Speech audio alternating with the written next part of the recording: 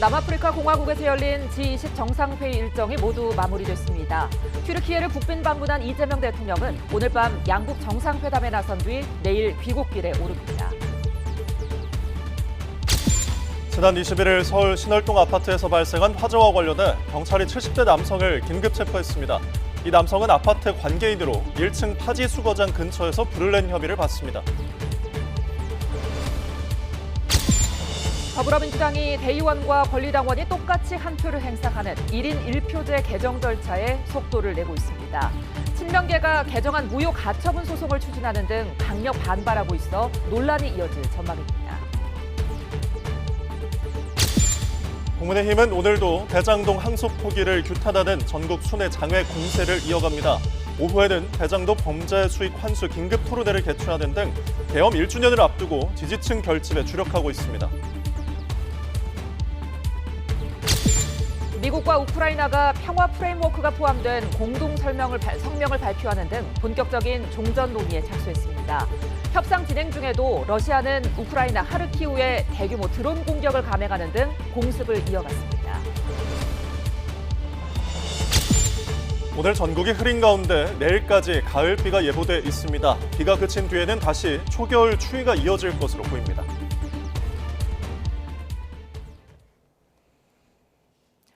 시청자 여러분 안녕하십니까? 월요일 뉴스나우 시작합니다. 최근 서울 양천구 신월동 아파트에서 불이 나 주민 52명이 병원에 이송된 사건과 관련해 경찰이 70대 남성을 중실화 혐의로 체포했습니다. 아파트 관계자가 불을 낸 거로 추정되는 상황인데 경찰은 1층 파지 수거장에서 불이 시작된 거로 보고 있습니다. 사회부 연결합니다. 정현우 기자, 경찰이 해당 아파트 관계자가 불을 낸 걸로 보고 있는 거죠? 네, 지난 21일 새벽 5시 반쯤 서울 양천구 신월동에 있는 9층짜리 아파트에서 불이 났던 당시 모습을 보고 있습니다. 아파트 주차장 쪽 CCTV 화면으로 주민 52명이 당시 연기를 마셔서 병원으로 이송됐었습니다. 그런데 경찰이 당일 오후 6시 반쯤 아파트 관계자인 76살 남성 A씨를 중실화 혐의로 긴급 체포한 것으로 파악됐습니다. 중실화는 중대한 과실로 실화를 일으킨 혐의를 의미하는데 경찰이 해당 남성이 불을 지른 것으로 판단했다는 의미입니다.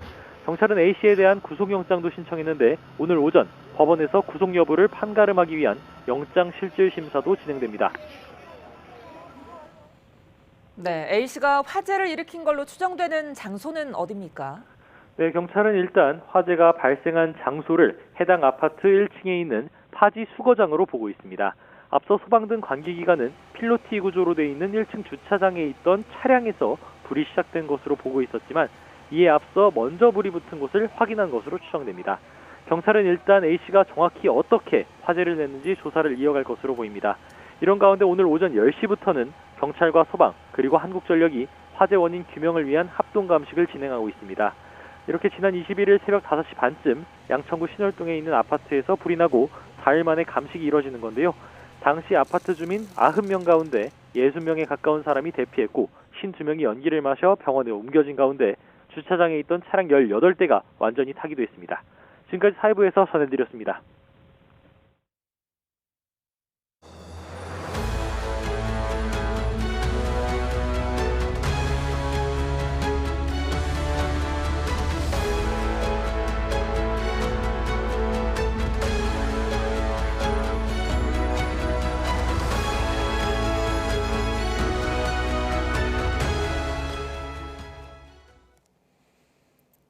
이재명 대통령이 남아프리카 공화국에서 열린 G20 정상회의 일정을 모두 마무리하고 튀르키예 방문길에 올랐습니다.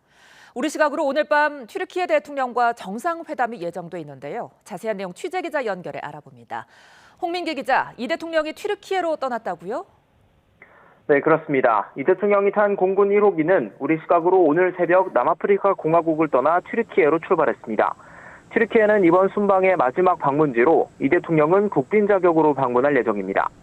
이어 우리 시각으로 오늘 저녁 레제프 타입 에르도안 튀르키예 대통령과 정상회담에 나섭니다. 이 대통령은 이번 순방을 계기로 현지 언론과 가진 인터뷰에서 튀르키예를 한국 전쟁에서 어깨를 나란히 하며 싸운 나라, 혈맹으로 이어진 형제 국가라고 평가했습니다.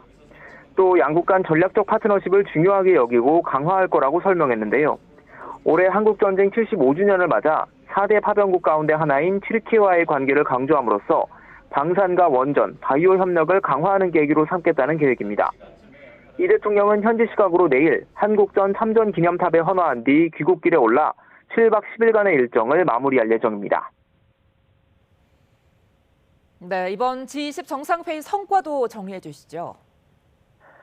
네, 이 대통령은 이번 G20 회의의 3가지 세션에 모두 참석해 발언했습니다.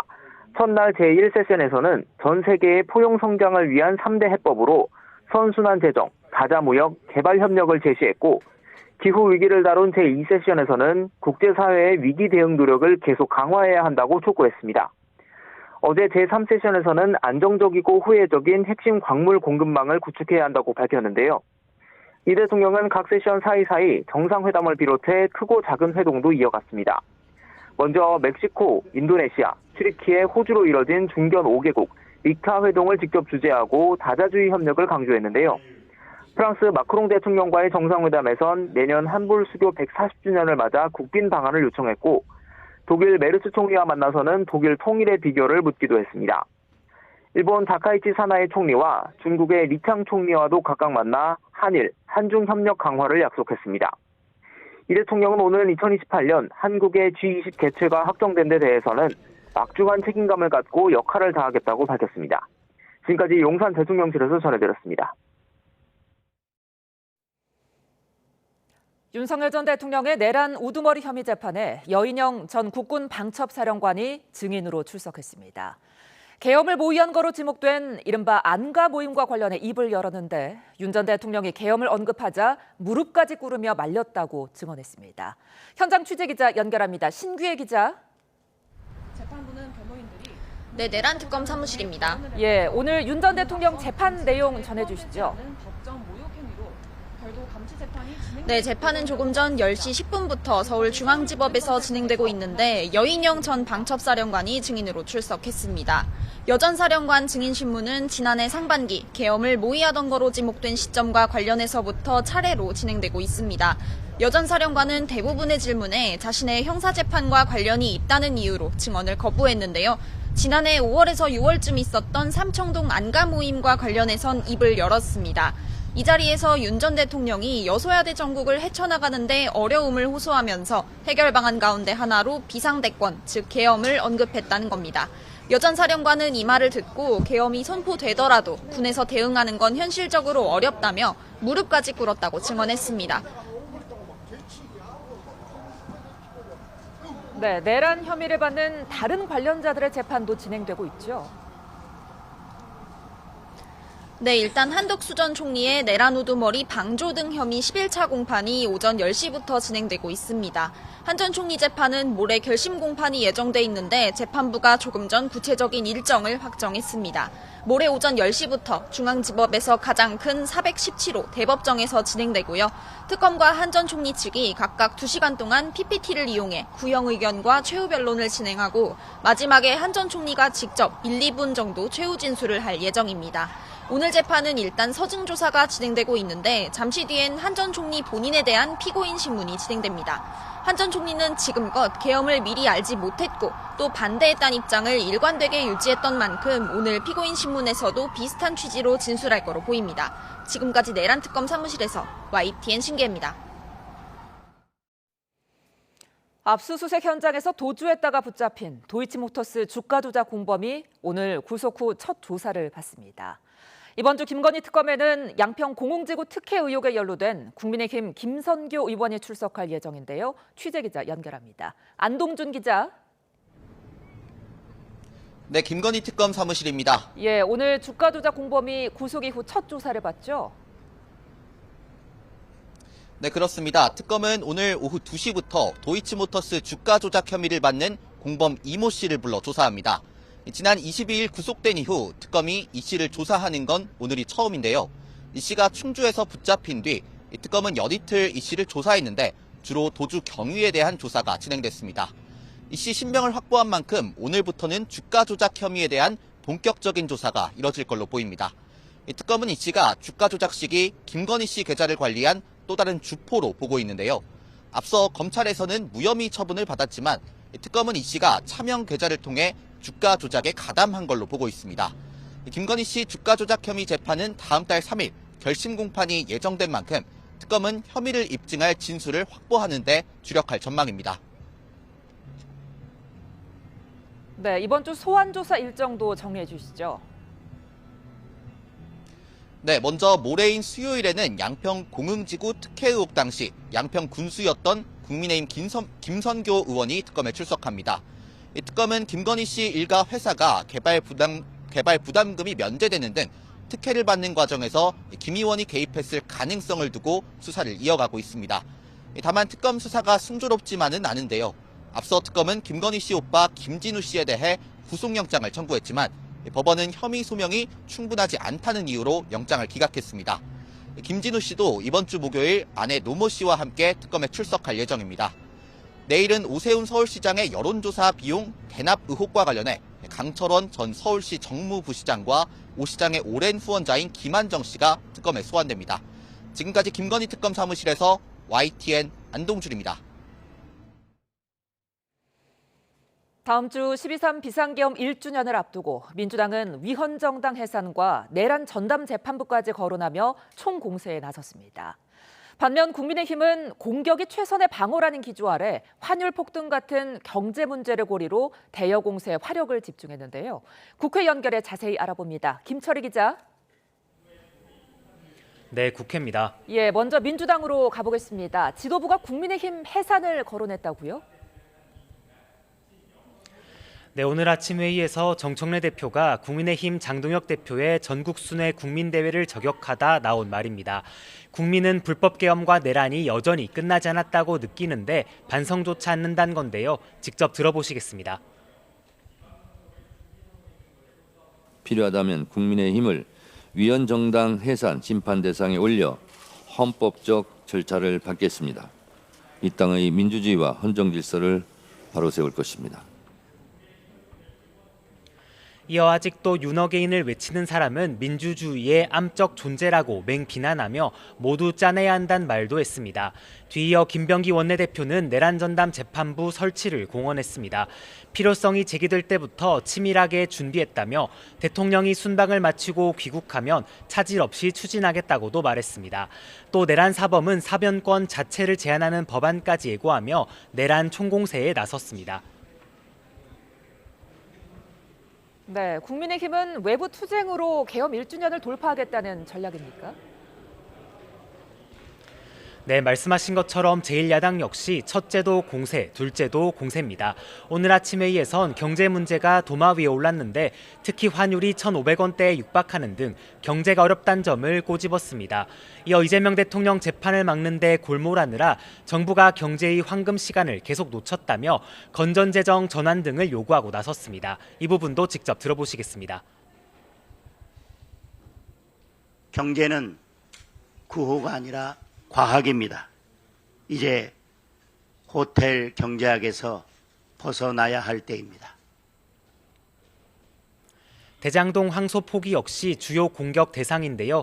송원석 원내대표는 의원총회 모두 발언에서 대장동 일당에 대한 항소를 포기했던 검찰이 패스트트랙 충돌로 기소된 의원들에 대해선 항소하는지 지켜보겠다고 으름장을 놨습니다. 오후에는 대장동 범죄수익 환수 특별법 관련 긴급 토론회도 예고돼 있습니다. 당내 핵심 관계자는 YTN에 추경호 의원 영장실질심사 전까지 지지층을 한데 묶는 게 필요하다며 단결을 강조하기도 했습니다. 이러한 기조 아래 지도부의 전국 순회는 다음 달 2일까지 이어집니다. 내일은 경북, 모레는 충남을 찾는데 역시 항소 포기 외압 규탄과 대통령 재판 재개를 외칠 전망입니다. 예, 이런 가운데 더불어민주당 대의원과 권리당원이 똑같이 한 표를 행사하는 이른바 1인 1표제가 여전히 논란이라고요. 네, 민주당은 최고위가 끝난 뒤 당무위원회를 열고 관련 당원당규 개정을 논의했습니다. 오는 28일 중앙위를 거쳐 예정대로 개정 작업을 마무리한다는 게 지도부 방침입니다. 문제는 친명계를 중심으로 한 내부 반발인데요. 졸속 추진과 열세 지역 민심 소외를 문제로 꼽는 가운데 친명 당원들은 소통 없이 일방적으로 추진된 이번 당원당규 개정안이 무효라며 가처분 소송도 추진하고 있습니다. 최고위에서도 공개 비판이 나왔는데 들어보시겠습니다. 수기를 거치지 않고 이렇게 빨리 급하게 처리할 이유가 없다고 생각합니다. 논란이 사그라들지 않는 가운데 야권도 논쟁에 가세하는 모습입니다. 국민의힘 김재원 최고위원은 정청래 대표의 당 완전 장악 시도라는 주장도 내놨는데요. 이 부분도 들어보시겠습니다. 친청 횡재, 비청 횡사당으로 바꾸려는 그 시도는 의미 있게 지켜보고 있습니다. 조국혁신당 서왕진 원내대표는 민주당의 1인 1표제의 가치가 왜 국회 전체로 확산하지 못하느냐며 교섭단체 요건 완화를 주장하기도 했습니다. 지금까지 국회에서 전해드렸습니다. 전남 신안 여객선 사고를 수사하는 해양경찰이 60대 선장에 대해 구속영장을 신청했습니다. 좌초 사고를 뒤늦게 인지한 해상관제센터의 대응이 적절했는지도 조사하고 있는데요. 취재기자 연결해서 수사 상황 알아보겠습니다. 오선열 기자, 항해사와 조타수가 구속된 데 이어서 이 선장도 영장실질심사를 앞두고 있죠? 네, 그렇습니다. 사고가 발생한 해역은 가장 좁은 곳의 폭이 700여 미터에 불과한 수로입니다. 선원법상 선장이 조타실에 제실해 조종을 지휘하도록 규정됐는데요. 조사 결과 60대 선장은 사고 당시 선장실에서 쉬고 있던 것으로 확인됐습니다. 승무원들의 참고인 조사에서도 선장은 출항 이후 한 번도 자리를 지킨 적이 없는 것으로 파악됐습니다. 거기에 사고 이후 선장이 승무원들에게 자신이 조타실에 있었다고 진술해달라고 회유를 시도한 정황도 확인됐습니다. 선장은 해경 조사에서 방에 달린 화면으로 바깥 상황을 모두 파악하고 있다고 진술했는데요. 해경은 선장이 지난 2023년 승선 이후 조타실에서 자리를 지킨 적이 드문 것으로 추정하고 있습니다. 선장의 구속 여부는 조만간 구속 전 피의자 신문을 거친 뒤 정해질 것으로 보입니다. 해양경찰은 여객선 좌초 사고 이후 4분 동안 관제 담당자가 인지하지 못한 이유 등에 대해서도 추가 조사하고 있습니다. 이를 위해 최근 3개월치 항로 변경 기록을 분석하고 사고 당시 항로 이탈 경보 시스템이 꺼져 있던 이유와 경위를 살펴보고 있습니다.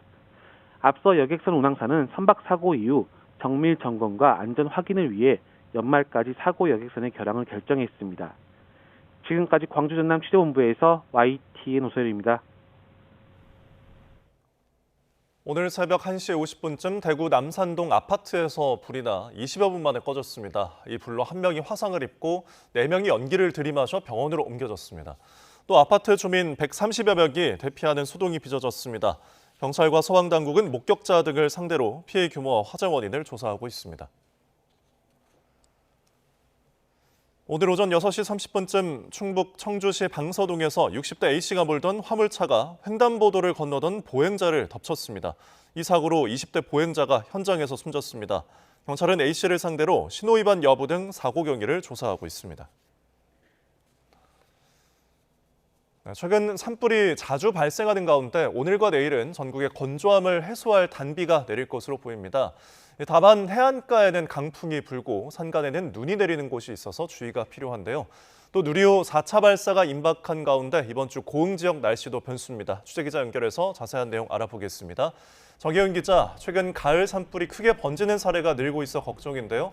오늘부터 내리는 비가 도움이 될까요?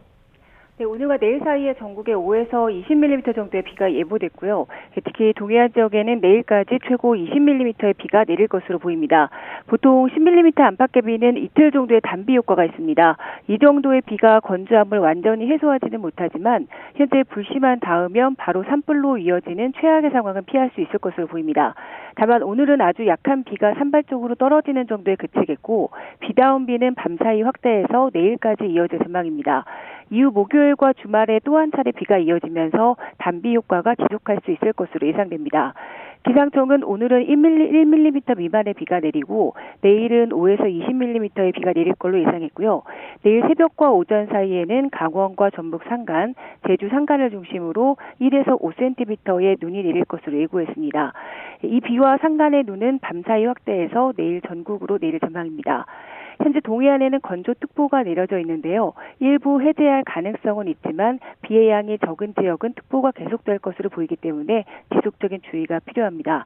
또 비가 내리는 동안 이 서해안과 제주도 쪽으로는 강풍특보가 내려질 가능성도 있습니다. 네, 이번 주 누리호 4차 발사가 예정돼 있어서 내일 발사대로의 이송이 시작이 됩니다. 고흥 날씨는 괜찮을까요? 네, 누리호 4차 발사가 예정된 전남 고흥 북내면 지역도 내일과 또 발사 당일인 목요일쯤 비가 예고돼 있습니다. 다만 비는 누리호가 발사대로 이송할 때 변수로 작용할 수 있는데요. 내일 이 지역에는 오전 10시에서 11시 사이 2에서 6mm 정도의 비가 내릴 것으로 예보돼 있습니다. 다만 양이 적고 또 실제로 누리호가 발사대로 이송하는 오전 7시 50분부터 9시 사이에는 흐리거나 구름만 많을 것으로 보입니다. 예보와 이송 계획에 변수만 없다면 날씨로 인한 큰 지장은 없을 것으로 보입니다. 지금까지 과학기상부에서 YTN 정혜윤입니다. 네, 지난주 금요일 뉴욕 증시 3대 지수가 일제히 상승 마감한 영향으로 3,850선까지 무너졌던 우리 코스피가 상승 출발했습니다. 외국인이 순매수로 돌아서면서 지수가 상승 중이고 검은 금요일에 폭락했던 삼성전자와 SK하이닉스는 상승세를 보이고 있습니다. 취재기자 연결해서 증시 소식 알아보겠습니다. 유화동 기자, 지금 코스피 얼마나 올라와 있습니까? 현재 3,910선에 있습니다. 코스피는 1.6% 오른 3,915로 출발했습니다. 그러나 상승폭이 줄면서 3,800선으로 내려갔다가 3,900선으로 올라왔다를 반복하고 있습니다. 우리 증시가 급락했던 검은 금요일에 2조 8천억 원어치 순매도를 했던 외국인이 순매수로 돌아오면서 지수가 반등을 시도하고 있습니다. 외국인과 기관은 순매수이고 개인은 순매도입니다. 검은 금요일에 폭락했던 반도체 투톱 삼성전자와 SK하이닉스가 오늘은 상승세입니다. 삼성전자는 4%, SK하이닉스는 3%가량 상승 중입니다. 시가총액 상위 종목 중에선 SK스퀘어, HD 한국조선해양, 삼성전기 등이 급등하고 있습니다. 반면 코스닥은 혼조세입니다. 코스닥은 1.1% 오른 873으로 출발했지만 장 초반 하락 전환에 850선까지 내려갔습니다. 현재는 860선에 있습니다. 코스닥 시장에서 개인과 기관이 순매수이고 외국인 홀로 순매도입니다. 원달러 환율은 3.6원 내린 1,472원으로 출발했습니다. 1,468원까지 내려갔다가 다시 1,474원까지 올라오는 등 1,470원대 초반에서 움직이고 있습니다. 원달러 환율은 최근 3거래일 연속 1,470원대까지 오르고 있어 시장의 긴장감이 높아지고 있습니다. 지금까지 YTN 유환홍입니다. 주요 은행들이 잇따라 주택 관련 대출을 중단하고 있습니다. 정부의 대출 조이기로 가계대출 목표치를 넘어섰기 때문인데요. 주택담보대출 금리도 치솟은 상황인데 은행 대출 한파는 내년에도 이어질 것으로 보입니다. 이승은 기자가 보도합니다. 은행 가계대출 증가세가 다시 고개를 들고 있습니다. 이번 달 들어 20일간 5대 은행 가계대출 증가액이 2조 6천억 원대로 지난달 한 달 증가액보다 많습니다. 주택담보대출 증가세는 둔화했지만 신용대출이 급증하고 있습니다. 11호 대책 이전에 늘어난 주택거래가 몇 달 시차를 두고 실행되는 데다 신용대출로 집 계약금을 내거나 주식에 투자하는 사람이 늘어났기 때문입니다. 이런 추세에 지난 20일 기준 KB국민은행과 신한, 하나, 우리, 4대 은행은 올해 대출 한도를 평균 33% 초과했습니다. 당국이 6.27 대책을 발표하면서 하반기 가계대출 증가 목표치를 절반으로 줄이도록 했기 때문입니다. 은행들은 대출 창구를 속속 닫고 있습니다. KB국민은행은 지난 22일 비대면 채널을 시작으로 올해 실행분 주택구입자금용 주택담보대출 신규 접수를 중단했고 하나은행도 25일부터 올해 실행되는 주택담보대출과 전세대출 신규 접수를 제한합니다. 풍선 효과로 대출이 쏠리면 신한은행과 우리은행까지 중단할 수 있습니다. 이미 변동형 주택담보대출 금리도 최고 6%대로 상승해 부담을 키우고 있습니다. 기준금리가 미국도 한국도 조금 인하가 제약이 된 편이다. 그렇게 봤을 때 국고채 금리가 좀 오르고 있는 부분 하나 있고요. 금융당국이 조금 대출금리 같은 것들에 대한 압력 같은 것들이 저는 있는 것 같습니다. 그런 측면에서는 은행들의 가상금리 조정도 약간 상향으로 있는 것. 보통 연초 대출 한도 목표가 새로 설정되면 가계대출에 숨통이 튀었지만 이번 대출 한파는 강력한 부동산 정책에 내년에도 이어질 것이라는 전망이 나옵니다. 강남 3구나 한강벨트는 뭐 거기는 대출 안 해줘도 그들만의 리그이기 때문에 계속해서 신고가가 이제 나올 수밖에 없는데 지금 정부는 일단 거래가 급감한 건 성공을 했지만 그럼에도 불구하고 지금 규제 지역 내 집값, 전셋값 그리고 월세화 이걸 지금 잡지 못하고 있는 상황이기 때문에 실수요자들은 자금 여력을 거듭 확인하고 정책 대출로 눈을 돌릴 수밖에 없는 상황입니다. YTN 이승은입니다. 네, 지난해 서울에 사는 30대 무주택 가구가 관련 통계 작성 이래 가장 많았습니다. 국가데이터처 집계를 보면 지난해 서울에 사는 30대 가구주 가운데 무주택 가구는 52만 7,720여 가구로 한 해 전보다 17,200여 가구 증가하며 관련 통계가 작성된 2015년 이후 최대치를 기록했습니다. 반면 서울의 30대 집주인은 3년째 줄어 지난해 서울의 30대 주택 소유 가구는 18만 3,450여 가구로 역대 가장 적었습니다. 네, 다음 달 전국적으로 아파트 2만여 가구가 집들이에 나섭니다. 직방 조사에 따르면 12월 전국 아파트 입주 물량은 모두 2만 70가구로 1만 77가구로 집계됐습니다. 전체 물량의 62%인 12,467가구가 수도권 입주 물량입니다. 이 직방은 또 내년 전국 입주 예정 물량이 17만 7,407가구로 올해 23만 9,948가구 대비 약 26% 감소할 예정이라고 전했습니다.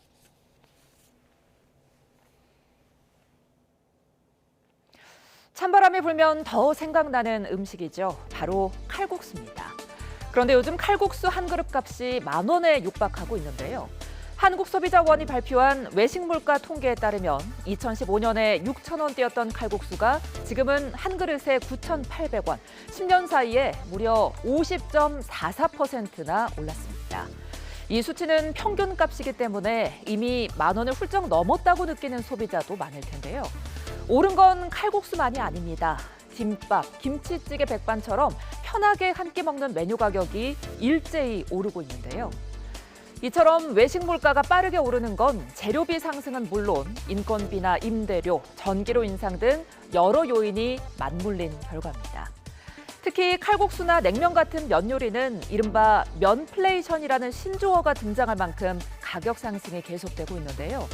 실제로 밀가루 소비자 물가지수는 2022년 러우 전쟁 발발 이후 큰 폭으로 뛰었고 그 영향이 지금까지 이어지고 있습니다. 외식 물가가 오르면 소비자들은 지갑을 닫게 되고 자영업자의 한숨도 깊어질 수밖에 없는데요. 시린 겨울, 경기에도 찬바람이 들이치지 않게 실효성 있는 대책이 필요해 보입니다.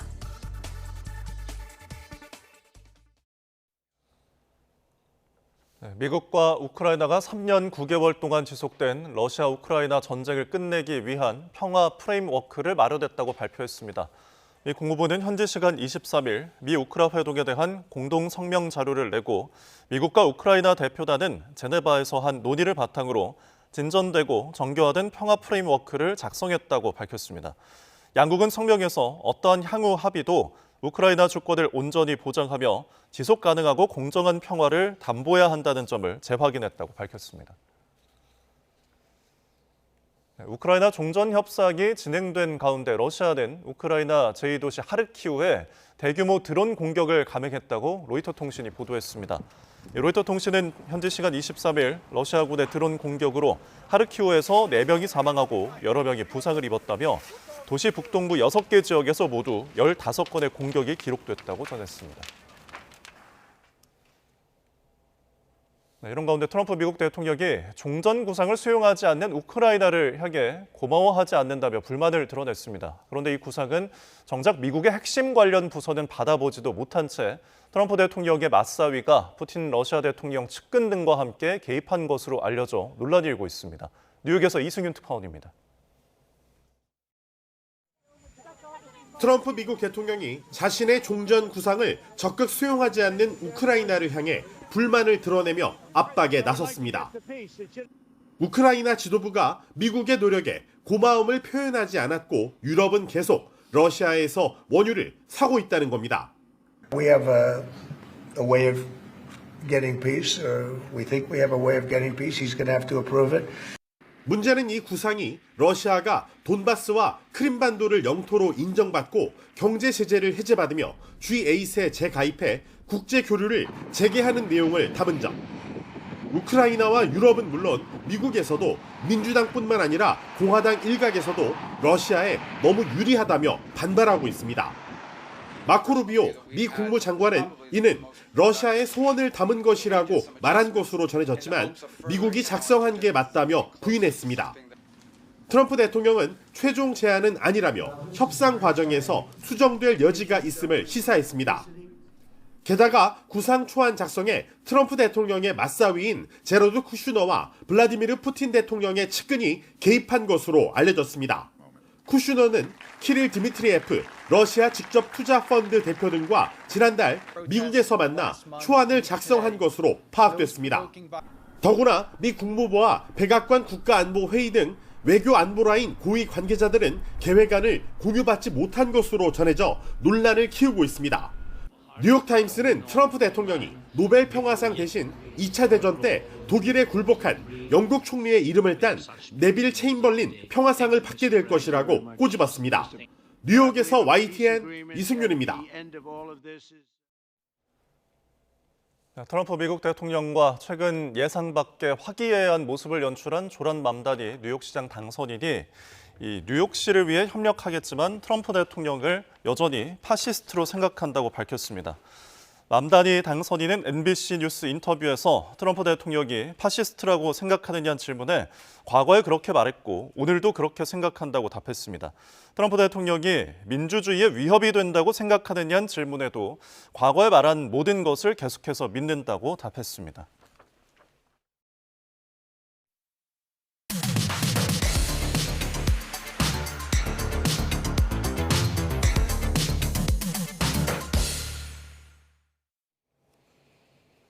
각이 살아있는 정치평론 시사정각 시작합니다. 오늘도 각이 서는 두 분 모셨습니다. 서용주 맥 정치사회연구소장, 윤희석 전 국민의힘 대변인 나오셨습니다. 안녕하십니까? 네.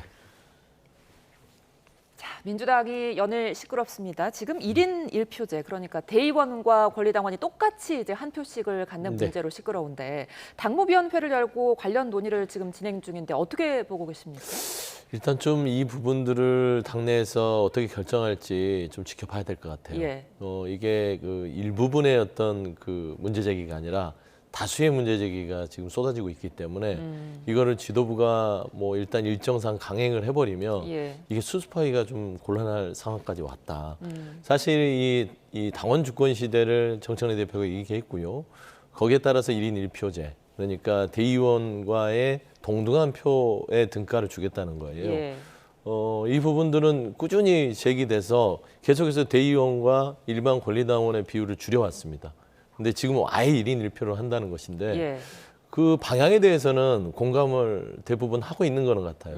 근데 이제 속도가 너무 빠르다. 그러니까 수기 과정이 왜 이렇게 생략된 채로 밀어붙이냐 이런 거거든요. 예. 그래서 지금 곳곳에서 이런 절차적 정당성 문제라든지 그리고 꼭 왜 대통령이 밖에 나가기만 하면 이렇게 당에서 오늘도 YTN에서 1번 주제로 다룰 만큼 왜 이런 이슈를 만드느냐라는 예. 문제 제기예요. 그래서 저는 사실 지도부가 이거 급할 건 없어요. 예. 이 당원 주권 시대를 뭐 지금 연다고 해도 정청래 대표가 임기가 꽤 남아 있고요. 예. 그 안에 완수할 수 있기 때문에 저는 조금 당내에서의 우리의 목소리를 좀 경청해서 좀 수기 과정을 거친 다음에 해도 되지 않을까 그런 말씀드립니다. 그러니까 서 소장님 말씀대로 당 내에서 다수의 문제 제기가 있는 상황이에요. 지금 민주당 내에서도. 근데 이렇게 만약에 혹시나 강행한다면 당내 분열이 좀 심해지는 거 아니냐 이런 우려도 있거든요. 심해지겠죠. 이건 누가 봐도 정청래 대표의 정치적 이익을 위해서 급하게 밀어붙인다는 인상을 지울 수가 없지 않습니까? 예. 결과적으로는 정청래 대표하고 생각이 다른 분들 입장에서는 아무리 1인 1표가 명분상 옳다 하더라도 왜 지금이냐? 왜 지금 이렇게 급하게 진행해야 하느냐는 의문이 따를 수밖에 없고 결과적으로는 그것은 정청래 대표가 대표 연임을 위해서 여러 가지 정치적으로 유리한 상황을 만들려는 것이라는 결론에 다다르게 되겠죠. 예. 그렇게 되면은 이 1인 1표제를 전선으로 해서 정청래 대표를 중심으로 한 분들과 그렇지 않은 분들 간의 정치적인 갈등이 더 심화될 수밖에 없다는 것은 누가 봐도 명약관화하다 이렇게 말씀드릴 수 있겠습니다. 그러니까 친명계도 지금 반발하고 있고 특히나 이재명 대통령 지지자들 사이에서는 소송전까지 이야기가 나오고 있거든요. 그러니까 당헌 당규 개정안 의결 무효 확인 가처분 소송까지 지금 모집한다고 하는데 친명 쪽에서는 왜 이렇게 반발할까요? 일단 뭐 반발이라는 게 반대가 아니라 예. 이 속도가 너무 빠르다. 그러니까 말한 대로 오해를 받을 필요가 없잖아요. 그러니까 이게 저는 반발보다는 쓴소리를 해주는 겁니다. 예. 정청래 대표를 위해서 굳이 당내에서도 이 정청래 대표의 이런 1인 1표제의 속도전을 곱지 않은 시각, 본인의 정치를 하기 위해서 밀어붙이는 거 아니냐라는 오해를 받을 수 있으니 우리 많은 이야기를 거쳐서 많은 당원들의 의견을 취합해서 갑시다 이거예요. 가지 말자가 아니라. 예. 그다음에 이 1인 1표제 플러스 알파. 그러니까 대의원의 기득권을 줬다고 이거를 이제 타파자는 식의 논쟁보다는 사실 영남이나 또 PK죠. 부산 이런 쪽은 권리당원 수가 우리 민주당 내의 그 포지션이 굉장히 적어요. TK 같은 경우는 전체 권리당원 2%밖에 없고요. 예. 부산은 한 10% 됩니다. 예. 그러면 전체 당 의사를 이제 물어볼 때 대의원을 그래서 이제 영남 지역은 그 권한을 많이 준 거거든요. 예. 그 지역의 이제 대표성을 대표하라고. 그러면 앞으로 거기는 소외되는 거잖아요. 그럼 거기에 대한 보완성을 또 줘야 될 거 아니에요. 예. 그래서 저는 이런 논의들을 좀 민주적 절차에 충실하게 해야만 국민들 보기에도 신뢰가 가는 정당이지 않을까. 요 문제적이기 때문에 저는 사실 지도부가 이 부분은 좀 숙고를 하시는 게 지금 시점은 맞지 않을까. 좀 그렇게 생각합니다. 예. 자, 그런데 이재명 대통령 역시 과거 당대표 시절 당원 주권을 강조하기도 했습니다. 정청래 대표도 이 부분을 강조하고 있는데요. 그럼에도 불구하고 왜 정청래 대표가 이 시점에 이런 카드를 꺼내들었나 하는 부분을 두고 묘한 해석이 나오고 있는데요. 관련 내용 듣고 오겠습니다. 당원들의 역할을 확대하는 것, 또 직접 민주주의 요소를 강화하는 것, 이거는 피할 수 없는 시대적 흐름이자 대세라고 생각합니다. 더불어민주당의 당내 민주주의가 당원의 손으로 완성되는 순간과 과정을 우리는 보고 있습니다. 과정에서 반대가 있을 수 있습니다. 그러나 90%에 가까운 당원의 뜻은 거스를 수 없는 대세라고 저는 생각합니다. 당원들의 뜻이 우리 당규에 잘 반영될 수 있도록 당무위 중앙위 절차를 밟아 나가겠습니다. 저는 당대표로부터 내년 지방선거 이후 8월 선거에 대해서 들어본 적이 없거든요. 연임 안 하신대요, 그러면? 거기에 대해서 지금 누가 얘기를 합니까? 그거는 맞지 않고요. 왜 지금이냐? 이어달리기라는 말씀드렸듯이 지금의 대통령님 대표 시절에도 정말 꾸준하게 추진돼 왔고 하필 해외 순방 기간에 또 이래라는 얘기들이 거기에 대한 비판이 뭐 있을 수 있겠습니다만은 대통령님 일정과 당내 같이 추진되는 일정을 이게 뭐 거기를 맞춰서 일정 잡은 건 아닙니다. 왜냐하면 네, 이재명 대통령 역시 과거 당대표 연임 시절 같은 문제로 비판을 지금 받아왔거든요. 지금 이 대통령 생각은 어떨까요? 그러니까 이 당원 주권을 강화하자 하는 데 있어서 그 원칙상 반대할 사람은 없을 거예요. 예. 그런데 그것이 본인의 정치적 이득과 연관이 되면 더 세게 강조를 하겠죠. 이재명 대표 지난해 6월에 뭐 그때는 계엄도 없었고요.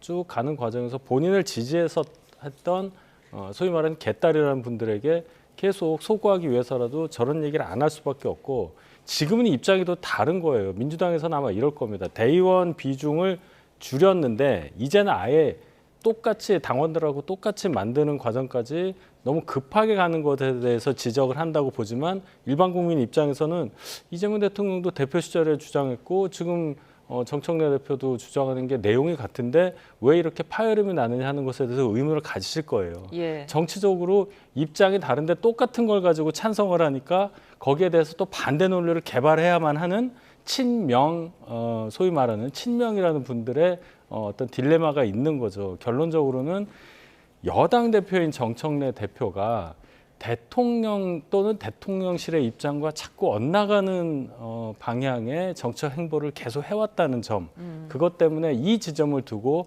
강하게 맞서는 것이고 정청래 대표 입장에서도 본인 정치적인 이득을 위해서는 다음에 또 대표를 해야만 하는데 예. 그 과정에서 보니까 견제가 좀 있을 것 같다. 룰을 바꾸는 게 제일 좋겠다.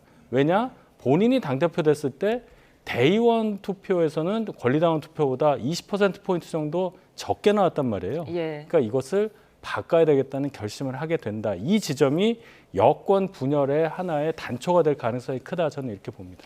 예, 지금 이야기 나누고 있는 더불어민주당의 1인 1표제와 관련해서 민주당에서 당무위원회를 열고 관련 브리핑을 개최했는데요.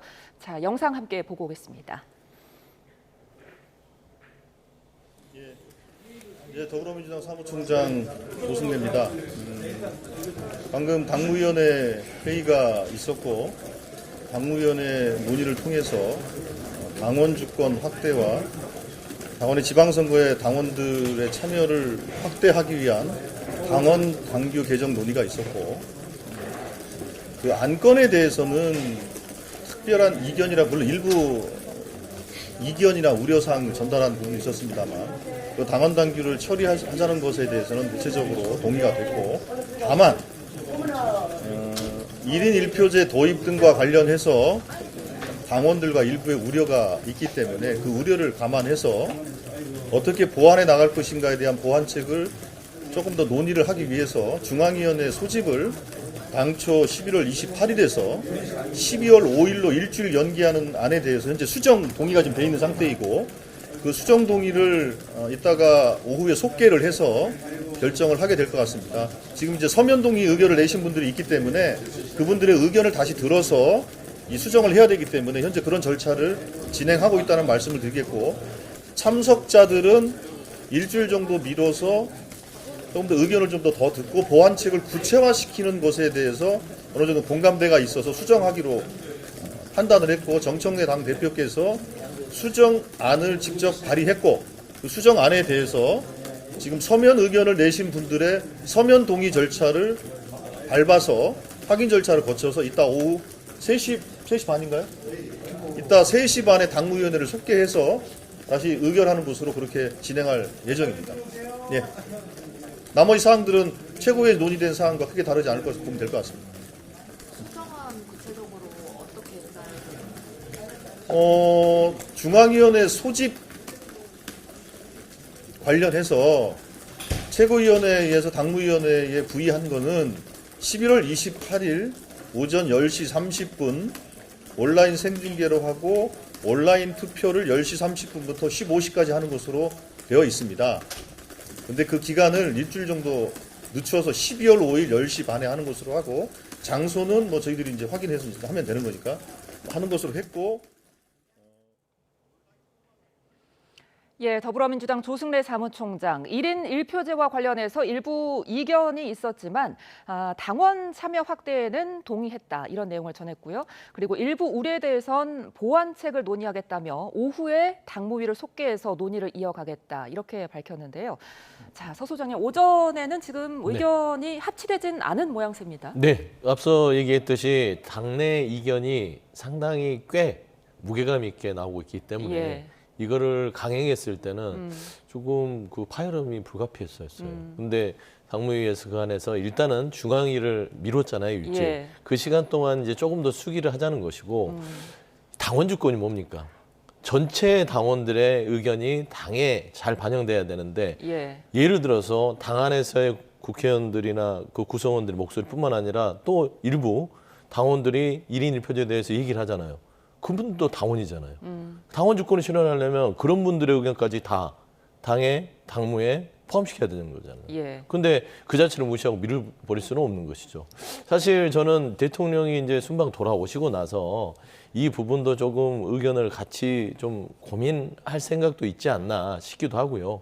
사실 예를 들면은 TK나 PK에 있는 대의원들에게는 선별적으로 거기에는 이제 등가성을 인정을 더 해서 20표, 30표에서 전국 정당으로서의 균형을 맞추는 그런 방안도 논의될 수 있는 것이고 그냥 일률적으로 모두 다 대의원과 권리당원을 똑같이 한다. 이건 너무 기계적이다.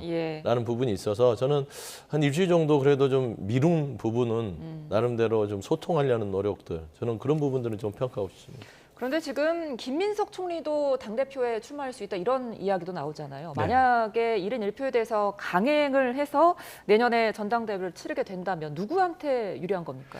방금 제가 설명드렸지만은 정청래 대표한테 절대적으로 유리하겠죠. 지난 8월 2일에 있었던 민주당 전당대회 결과를 보면 박찬대 의원과 대결을 했잖아요. 그때 보면 정청래 대표가 많이 이겼는데 이게 따져보면은 권리당원한테는 66% 넘게 지지를 받았고 근데 대의원에서는 46%밖에 받지를 못했어요. 예. 그 차이가 크다는 말입니다. 대의원이라는 분에 대해서도 1인 1표제를 넣게 되면은 정청래 대표 입장에서는 훨씬 유리해지니까 이걸 바꿔야 되겠다. 그러면 이 얘기가 제대로 정말 당원 주권을 위해서 하는 얘기라는 명분을 얻기 위해서는 정청래 대표가 다음 전당대회에 안 나간다고 해야 됩니다. 그러면 아무 문제가 없을 거예요. 근데 본인이 뛰리라고 예상이 되는 전당대회 관련해서 룰을 본인 스스로 바꾸니까 예. 선수가 룰을 바꾼다는 얘기밖에는 안 되는 거잖아요. 민주당의 정치가 늘 그런 식입니다. 예를 들어 재판 소원 왜 지금 해야 됩니까? 대법원 관련한 개혁 왜 지금 해야 됩니까? 그 질문에 답을 못 해요. 근데 그러한 습성을 당내 이슈에도 똑같이 갖고 오는 겁니다. 왜 당원 주권을 강조하는 거를 본인이 나갈 전당대회를 앞두고 지금 해야 되냐는 거예요. 그 시점에 대한 문제 제기에 대해서 엄중하게 받아들여야 하는데 제가 볼 때는 정청래 대표의 의지대로 갈 가능성이 커지고 그렇게 되면은 대통령실 또는 그 주변에서도 뭔가 여기에 대해서 반박을 하지 않을 수 없기 때문에 여권의 갈등이 굉장히 심화될 가능성이 굉장히 크다고 저는 보는 겁니다. 지금 이 1인 1표제도 그렇고 최근 대통령의 순방 때마다 여당에선 대통령의 순방 이슈를 뒤덮을 만한 더 강한 이슈들이 나와 당정 간 묘한 긴장감이 흐르기도 했는데요. 이번엔 내란 전담 재판부 이슈가 다시 불이 붙었습니다. 오늘 아침 전현희 민주당 최고위원의 인터뷰 내용 직접 들어보시죠. 지금 대통령실은 아무래도 우리 대통령께서 해외 순방 중이고 외교적인 성과를 내고 있으니까 예. 이 부분이 좀 더 부각되기를 희망을 하고 그냥 당연하다. 그리고 민주당은 거기에 적극 협조해야 된다.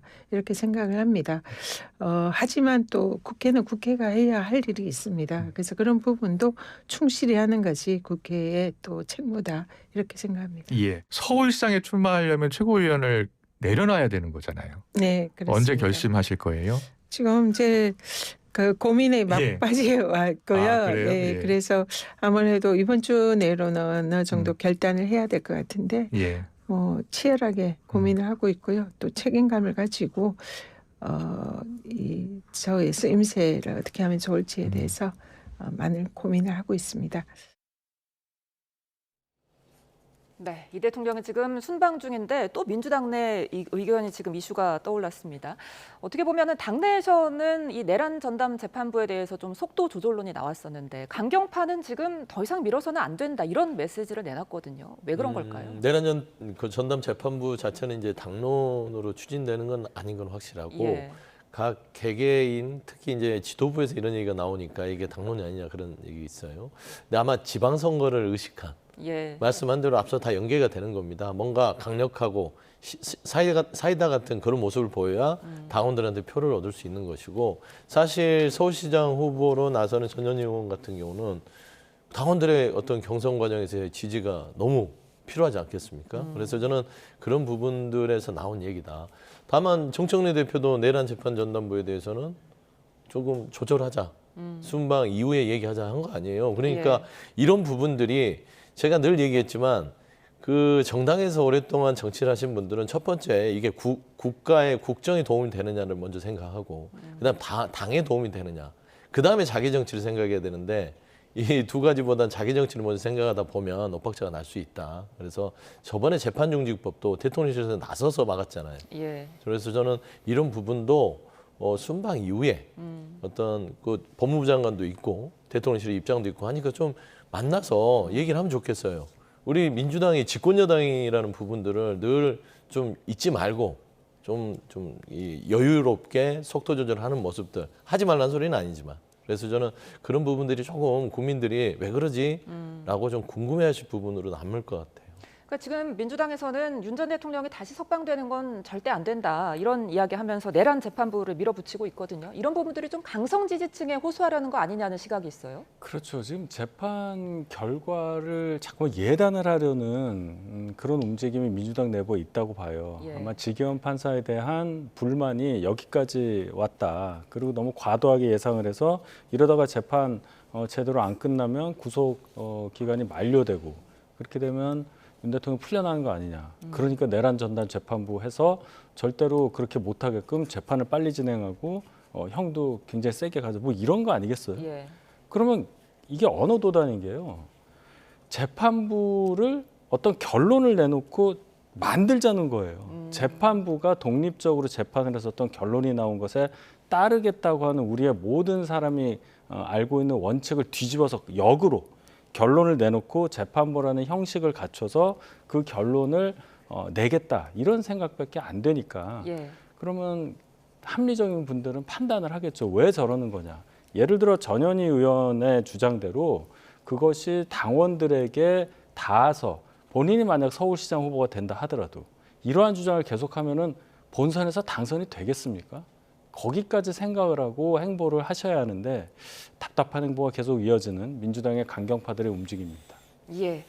자, 여기까지 민주당 이야기 해보고 이제 국민의힘 이야기도 좀 해보겠습니다. 국민의힘 역시 오는 12월 3일이 중요 분기점이 될 것 같은데요. 계엄 1년이자 장동혁 대표 취임 100일이 되는 날입니다. 국민의힘은 지난 주말 장외로 나가 대여 투쟁의 목소리를 높였는데요. 그 모습 보고 오겠습니다. 여러분 왜 우리가 부끄러워하고 우리가 왜 움츠러들어야만 합니까? 맞습니다. 우리 더 당당해져야 합니다. 더 강해져야 합니다. 우리의 가슴은 더 뜨거워져야 합니다. 여러분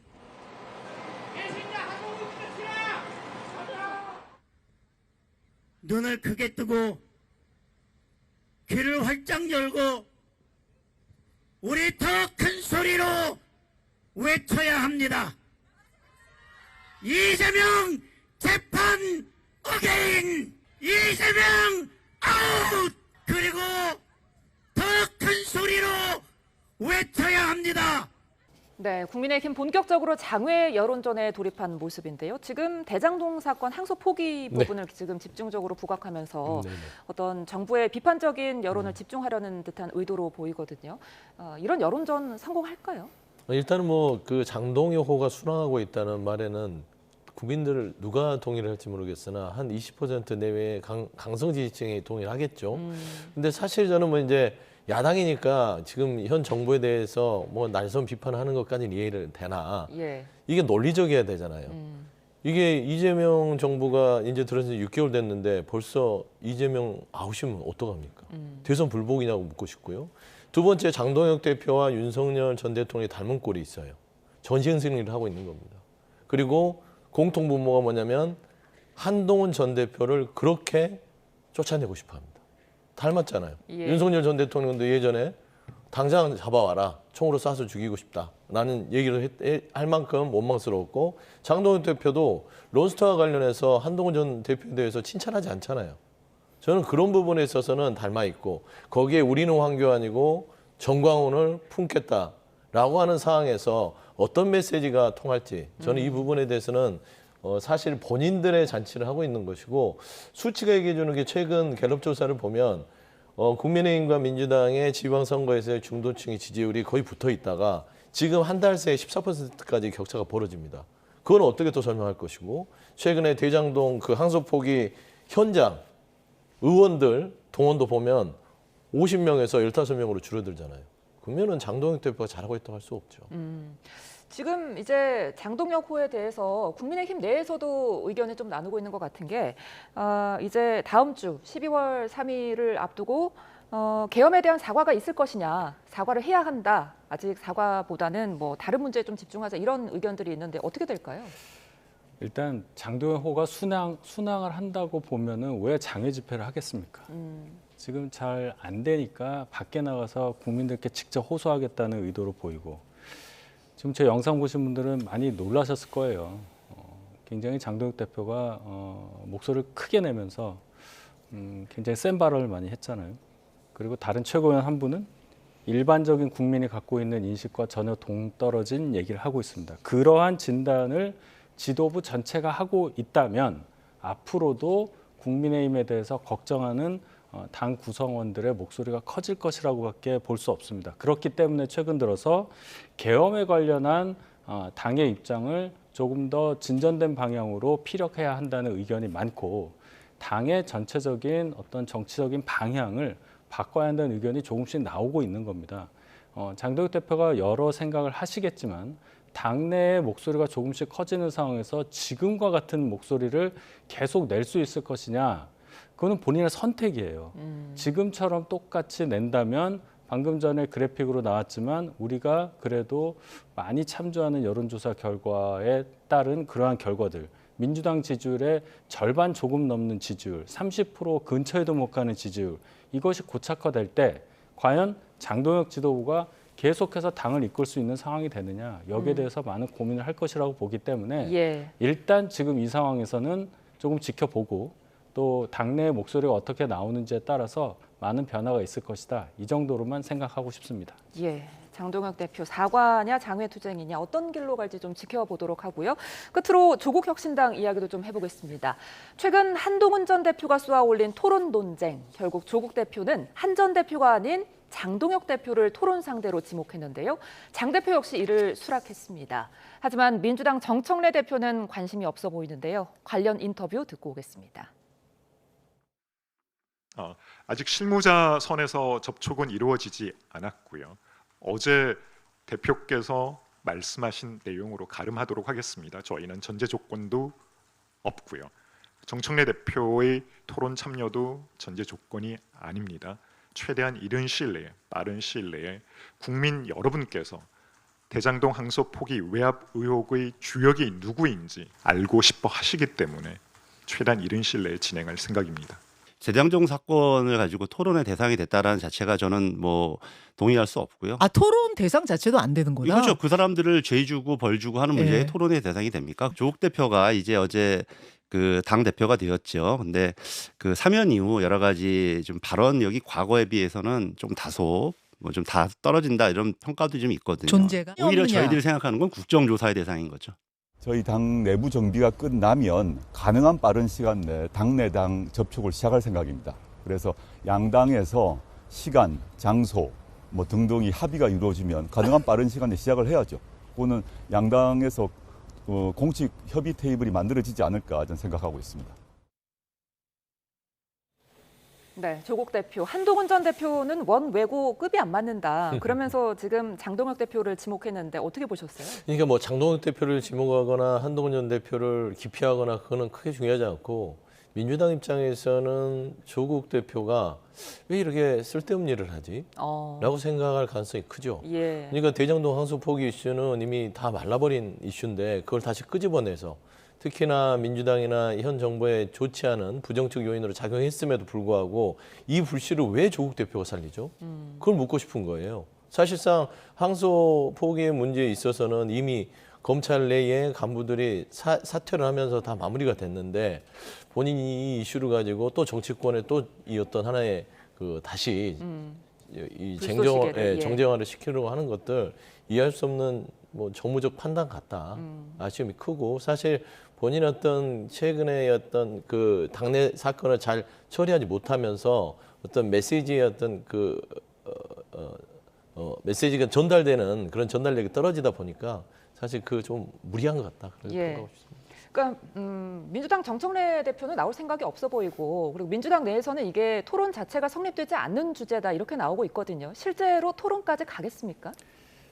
뭐 갈 수도 있겠죠. 근데 주인공이 빠졌기 때문에 그 토론에 대해서 관심이 많이 있을까? 저는 관심이 별로 없을 거라고 봅니다. 애초에 한동훈 전 대표가 전직 법무부 장관의 자격을 훨씬 더 많이 띄면서 이슈에 대해서 문제를 제기했잖아요. 항소 포기라는 것이 얼마나 말이 안 되는 얘기인가에 대해서 얘기를 한 건데 거기에 대해서 원래는 정성호 현 법무부 장관과 토론이 있었으면 제일 좋았을 텐데 그분 안 하셨고 또 많은 민주당 출신 전직 법무부 장관들도 다 답을 안 하고 박범계 전 장관도 전혀 안 하고 이런 상태에서 조국 대표가 이 이슈에 대한 법리적 논쟁에 끼어드는 거예요. 거기에 대해서 논리적인 허점이 너무 많으니까 한동훈 전 대표가 토론하자고 한 건데 예. 조국 전 대표가 그 상대를 피하고 뭐 급이 안 된다 말씀하셨는데 본인도 원외예요. 저는 그렇게 생각하지 않는데 급이 안 된다고 하면서 장동 대표한테 그 토론을 하자고 하니까 주인공들이 빠지고 엉뚱한 분들끼리 얘기를 하는 거다. 사실은 여기에 민주당 관계자가 무조건 있어야 예. 이 부분에 있어서의 토론이 좀 균형이 맞을 텐데 정청 대표는 전혀 답이 없고 구계자라고 할 수 있는 분들끼리 얘기를 해서 무슨 결과가 나오겠느냐. 여기에 대해서 대단히 회의적인 반응들이 많다고 생각합니다. 예, 주인공인 민주당의 외면 속에서 토론이 성사될 수 있을지 앞으로 좀 더 지켜보겠습니다. 지금까지 서용주 맥 정치사회연구소장, 윤희석 전 국민의힘 대변인 두 분과 함께했습니다. 고맙습니다.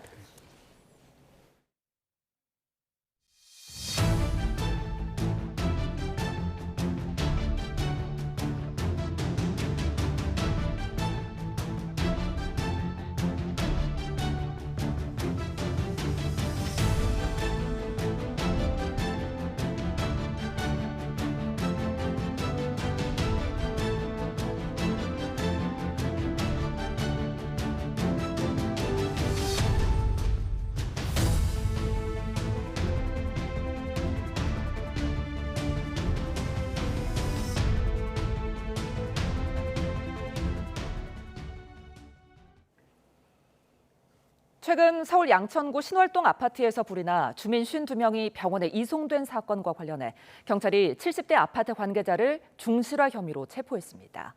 경찰이 구속영장을 신청하면서 오늘 영장 심사가 진행되고 있는데요. 사회부 연결해 알아봅니다. 정현우 기자, 경찰이 해당 아파트 관계자를 체포해서 구속영장을 신청했다고요? 네, 그렇습니다. 화재는 지난 21일 새벽 5시 반쯤 서울 양천구 신월동에 있는 9층짜리 아파트에서 났습니다. 당시 주차장 CCTV 화면을 보고 있는데요. 갑자기 불이 크게 번지는 모습인데 당시 연기를 마신 주민 52명이 병원에 이송됐습니다.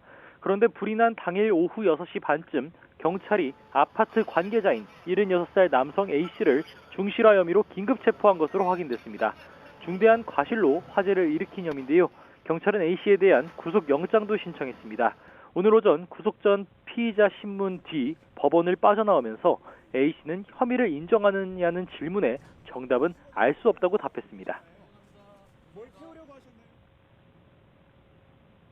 화재 매신 혐의 인정하십니까? 그건 아직은 정답은 죄송합니다. 하지수거장에서 뭘 하다가 불을 내셨나요? 죄송합니다. 네, 이러한 가운데 A씨에 대한 구속 여부는 이르면 오늘 중으로 나올 것으로 보입니다. 네, 그렇다면 A씨가 화재를 일으킨 걸로 추정되는 장소는 어디입니까? 네, 경찰은 일단 화재가 발생한 장소를 해당 아파트 1층에 있는 파지 수거장으로 보고 있다고 밝혔습니다. 앞서 소방 등 관계기관은 필로티 구조로 되어 있는 1층 주차장에 있던 차량에서 불이 시작된 것으로 추정했었는데 이보다 앞서 먼저 불이 붙은 곳을 확인한 것으로 보입니다. 경찰은 어떠한 경위로 불이 시작된 건지 조사를 이어갈 것으로 보입니다. 이러한 가운데 경찰과 소방 그리고 한국전력은 오늘 오전 10시부터 화재 원인 규명을 위한 감식을 진행했습니다. 해당 아파트에서 불이 난 지난 21일 이후로 사흘 만에 합동 감식이 이뤄진 건데 감식을 통해 확보한 자료 등을 분석해 정확한 화재 원인이 나올지 주목되고 있습니다. 지금까지 사회부에서 YTN 정현우입니다. 오늘 새벽 6시 반쯤 부산 강서구 신호대교에서 40대가 몰던 승용차가 신호를 기다리던 승용차를 들이받았습니다. 이 사고로 피해 차량 앞에 있던 다른 차량 2대도 잇따라 추돌했습니다. 경찰은 사고 현장을 확인하는 과정에서 피해 차량 가운데 SUV를 운전한 40대가 면허 정지 수준의 음주 상태로 운전한 사실을 확인해 입건했습니다. 사고에 따른 부상자는 없었고 경찰은 사고 경위를 조사하고 있습니다. 오늘 오전 6시 30분쯤 충북 청주시 방서동에서 60대 A씨가 몰던 화물차가 횡단보도를 건너던 보행자를 덮쳤습니다. 이 사고로 20대 보행자가 현장에서 숨졌습니다. 경찰은 A씨를 상대로 신호 위반 여부 등 사고 경위를 조사하고 있습니다. 어제 저녁 8시 10분쯤 경남 합천군 가야면의 돼지 농장에서 불이 나 2시간 10여 분 만에 꺼졌습니다. 이 불로 다친 사람은 없지만 작업자 9명이 대피했고 돼지 760여 마리가 폐사했습니다. 경찰과 소방당국은 화재 원인을 조사하고 있습니다. 고용노동부가 강원도 양양군에서 발생한 7급 공무원의 환경미화원 상대 갑질 논란에 대해 직권조사에 착수했습니다. 노동부는 양양 현장으로 감독관들을 파견해 사건 진상을 조사하고 있다고 밝혔습니다. 앞서 양양군 소속 7급 운전직 공무원 A씨가 환경미화원들에게 이른바 계엄령 놀이를 한다며 폭력을 쓰거나 주식 매매를 강요했다는 의혹이 제기됐습니다. 노동부는 직장 내 괴롭힘 지속 기간과 피해 정도는 물론 양양군이 적절히 대응했는지도 확인할 방침입니다. 과거 채용이 거부된 서울 강남구 학원에 찾아가 직원에게 흉기를 휘둘러 살해하려 한 혐의를 받는 50대 남성이 구속됐습니다. 서울 강남경찰서는 50대 남성 A씨가 도주하거나 증거를 없앨 우려가 있어 어제 법원에서 구속영장이 발부됐다고 설명했습니다. 지난 21일 서울 강남구 신사동 학원에 찾아가 직원에게 흉기를 휘두른 혐의를 받는 A씨는 지난달 해당 학원에서 면접을 본 뒤 채용되지 않은 전력이 있는 것으로 전해졌습니다. 인사 담당자인 20대 피해자 여성은 다쳐 인근 병원에 옮겨졌고 생명에 지장은 없는 것으로 파악됐습니다. 퇴사 사실을 미리 알리지 않았으니 거액의 손해배상을 하라고 강요했던 서울 강남의 유명 치과에 대해 노동부가 오늘부터 특별 감독을 시작합니다. 해당 치과는 면벽 수행, 다량의 반성문 쓰기 등 직장 내 괴롭힘은 물론 직원들을 폭행했다는 의혹까지 받고 있습니다. 김주영 기자입니다. A씨는 최근 이틀 일한 서울 강남 유명 치과에서 퇴사하려다 황당한 일을 겪었습니다. 퇴사 예고 기간 30일을 지키지 않아 손해가 발생했다며 180만 원을 배상하라고 내용 증명을 받은 겁니다. 근로계약을 어길 경우 배상액을 미리 정하는 위약 예정을 한 건데 근로기준법에서 금지하고 있는 부분입니다. A씨는 노동부에 관련 청원을 넣었고 이후 진행된 수시 근로감독에서는 더 믿기 어려운 정황이 속속 알려졌습니다. 병원 직원들은 대표가 단톡방에 욕설을 하는 것은 물론 기분이 나쁘다며 직원들을 몇 시간씩 벽을 보게 했고 A4 용지에 반성문을 적는 이른바 빽빽이를 시키기도 했다고 주장했습니다. 제가 면접을 보러 갔을 때는 환자들이 대기하는 공간에 나와서 다 보는 앞에서 그냥 소리를 치더라고요. 직원들과 소통할 때 인이어라는 거를 쓰고 있는데 그거를 통해서 기록이 안 남도록 욕을 한다거나. 상황이 이렇다 보니 지난 2022년 이후 이 병원을 퇴사한 직원만 500명이 넘는 것으로 파악됐습니다. 이에 고용노동부는 오늘부터 해당 병원에 대한 특별 감독에 들어가기로 했습니다. 감독관 7명을 투입해 지난 3년 동안 법 위반 사항이 있는지 살펴볼 예정입니다. 대표가 직원들을 폭행했다는 의혹까지 사실로 드러날 경우 형사처벌 가능성도 남아 있습니다. 김영훈 노동부 장관은 위약 예정 계약은 구직자의 공정한 출발을 해치는 것으로 결코 정당화해서는 안 된다며 철저히 진상을 규명하겠다고 강조했습니다. YTN 김주영입니다. 외국인을 상대로 한 불법 대부업으로 수십억 원을 챙긴 일당이 경찰에 적발됐습니다. 부산경찰청 반부패 경제범죄 수사대는 대부업법 위반 혐의 등으로 30대 A씨 등 3명을 구속 상태로 공범 3명을 불구속 상태로 검찰에 넘겼다고 밝혔습니다. 이들은 미등록 대부업체를 운영하면서 지난 2022년 2월부터 지난 7월까지 외국인 9,100여 명에게 120억 원을 빌려주고 최고 154%의 이율을 적용해 55억 원을 챙긴 혐의를 받습니다. 경찰 조사 결과 피해자 대부분은 동남아 국적 외국인 노동자로 A씨 일당은 이들이 금융기관 대출이 익숙하지 않은 점을 노린 것으로 드러났습니다. 대구지방검찰청 의성지청은 징계를 받자 앙심을 품고 동료를 허위 고발한 혐의로 현직 교도관 50살 A씨를 구속 기소했습니다. 또 A씨와 짜고서 수용자에게 거짓 진술을 시킨 혐의로 51살 B씨도 함께 구속해 재판에 넘겼습니다. 이들은 지난 2021년 A씨가 교도소 간호사에게 욕을 해서 징계를 받자 조사를 담당한 동료 교도관들이 수용자를 협박해 허위 진술서를 작성했다며 무고한 혐의를 받습니다. 한덕수 전 국무총리의 내란 우두머리 방조 등 혐의에 대한 선고가 내년 1월 말 이뤄집니다. 12.3 비상계엄이 내란죄에 해당하는지에 대한 첫 법원 판단이 될 걸로 보입니다. 이준엽 기자입니다. 한덕수 전 국무총리가 최후 진술하고 내란 특별검사의 구형이 이뤄지는 결심 공판이 오는 26일 열립니다. 선고는 내년 1월 21일이나 28일로 예고됐습니다. 매주 한두 차례씩 속전속결로 진행된 재판에선 계엄 당일 대통령실 CCTV 영상이 처음 공개됐습니다. 영상에서 한 전 총리는 계엄 관련 지시가 담긴 거로 추정되는 윤석열 전 대통령이 준 문건을 받아 챙겼습니다. 윤 전 대통령이 계엄을 선포하겠다며 일어나자 고개를 끄덕이기도 합니다. 국무회의가 실은 윤 전 대통령의 2, 3분 동안 이뤄진 일방적 통보에 불과했다는 진술도 여럿 나왔습니다. 이거 막상 해보면 뭐 별거 아니야, 아무것도 아니야, 뭐 이런 유의 말씀도 하셨고, 그 대통령으로서 결정을 한 거다. 준비가 뭐 다 되어 있기 때문에 이제 돌이킬 수 없다. 재판장이 직접 국무위원들을 꾸짖는 모습은 화제가 되기도 했습니다. 그렇게 말씀하시는 게 적절하신 겁니까? 저희 국무위원들도 사실은 어찌 보면 피해자인 거죠. 예. 국민들의 입장에서는 장관이면 국정 운영에 관여하는 최고위급 공무원입니다. 한 전 국무총리는 내란 혐의로 기소된 피의자 가운데 가장 먼저 결과를 받아들이게 됐습니다. 12.3 비상계엄의 내란죄 해당 여부에 대한 첫 법원 판단인 만큼 향후 다른 재판 결과에도 가늠자가 될 것으로 보입니다. YTN 이준엽입니다. 국민의힘 김기현 의원은 자신의 부인이 김건희 씨에게 의례적인 인사로 고가 가방을 준 거로 해명하고 있습니다. 하지만 윤석열 전 대통령의 의중, 이른바 윤심 논란이 짙었던 전당대회 직후 건네졌다는 점에서 특검은 김건희 씨의 당무 개입 의혹을 뒷받침하는 핵심 정황으로 보고 있습니다. 보도에 조성호 기자입니다. 국민의힘 김기현 의원은 자신의 부인이 2023년 3월 100만 원 넘는 로저비비의 클러치백을 김건희 씨에게 건넸다고 인정했습니다. 특검은 이와 관련해 가방 브랜드 본사와 서울 시내백화점 매장을 최근 압수수색했습니다. 김 의원은 당시 신임 여당 대표 부인의 의례적 선물일 뿐이라고 주장하고 있습니다.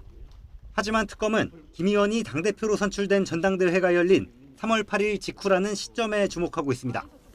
김건희 씨는 당대표 선거를 앞두고 통일교 신자들의 집단 입당을 요청했다는 정당법 위반 혐의로 지난 7일 추가 기소됐습니다. 윤석열 전 대통령과 자신이 지지하는 후보의 당선을 위해서라는 게 특검 판단입니다. 애초 김 의원은 지지세가 저조했습니다. 그런데 윤 전 대통령 복심으로 꼽히던 장제원 전 의원과 이른바 김장연대를 형성하면서 윤심 몰이에 나섰습니다.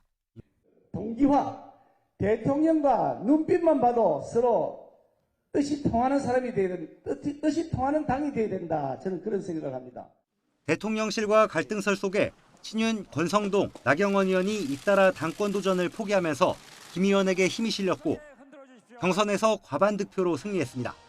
특검은 일련의 후보 교통정리 과정에 대해 김 의원 측이 김 씨에게 감사를 전한 것 아니냐고 의심하고 있습니다. 일단 특검은 김건희 씨의 전당대회 개입 의혹을 뒷받침하는 핵심 정황으로 재판에 활용될 수 있다고 판단하는 걸로 보입니다. 실제 당선을 도와줘 고맙다는 취지의 김 의원 부인 메모도 나왔습니다. 특검은 청탁금지법 위반죄로 입건한 김 의원 부인을 조만간 소환할 전망입니다. 처벌 여부와 별도로 전직 대통령 부인에게 과거 집권 여당이 휘둘렸다는 의혹의 단면이 특검 수사로 조금씩 드러나고 있습니다. YTN 조성호입니다. 한덕수 전 국무총리 내란 사건 재판부가 김용현 전 국방부 장관 변호인들이 감치 명령을 받고도 풀려나갔던 것과 관련해 감치 결정을 다시 집행할 예정이라고 밝혔습니다. 서울중앙지방법원 형사합의 33부는 오늘 한 전 총리 재판에서 적법 절차를 통해 변호인들의 인적사항을 확인한 뒤 감치를 집행하겠다고 말했습니다. 이어 감치는 현행범 체포처럼 행위자를 바로 구금해 구치소에 넘기는 절차인 만큼 죄 없는 사람이 벌받을 가능성이 거의 없다면서 인적사항을 요구하는 부분이 완화될 필요가 있다고 지적했습니다. 임성근 전 해병대 1사단장에 대한 개신교계 구명 로비 의혹과 관련해 극동방송 이사장 김장환 목사의 공판 전 증인 신문이 또다시 불발됐습니다. 수원지방법원은 오늘 오전 10시 김 목사의 공판 기일 전 증인 신문을 열었지만 김 목사가 나타나지 않아 다음 달 4일 오전 10시로 기일을 연기했습니다. 앞서 최상병 특검은 개신교계 인사들이 대통령실 관계자들과 긴밀히 통화하는 등 임성근 전 사단장 구명 로비에 관여한 정황을 포착해 김 목사를 3차례 참고인으로 소환했지만 모두 불응하자 공판 전 증인 신문을 청구했습니다. 비상계엄에 따른 윤석열 전 대통령 탄핵 정국과 이후 검찰개혁 파장 등을 거치면서 적지 않은 검사들이 검찰을 떠나고 있는데요. 올해만 160명 넘는 검사가 사표를 쓴 거로 파악됐습니다. 이승배 기자입니다. 올해 들어 10달여 동안 검사 161명이 옷을 벗은 것으로 나타났습니다. 이미 지난해 퇴직자 수 132명을 넘어섰고 정권 교칙이었던 지난 2022년 146명보다도 많은 검사가 사표를 쓴 겁니다. 특히 경력이 10년이 채 되지 않는 연차 낮은 검사들 52명이 올해 퇴직했습니다. 최근 5년 동안 그만두는 저연차 검사가 한 해 50명을 넘긴 건 처음입니다. 비상계엄과 윤석열 전 대통령 파면, 정권 교체 이후 검찰개혁 추진 등 전국 흐름이 영향을 줬다는 분석이 나옵니다. 특히 검찰청 폐지를 골자로 하는 정부 여당의 검찰개혁과도 무관치 않아 보입니다. 검찰 내부에서는 특검 파견 등으로 부족한 인력에도 연일 과도한 수사와 재판 업무를 맡아왔는데 개혁 대상으로 몰리고 있다는 불만도 꾸준히 제기됐습니다.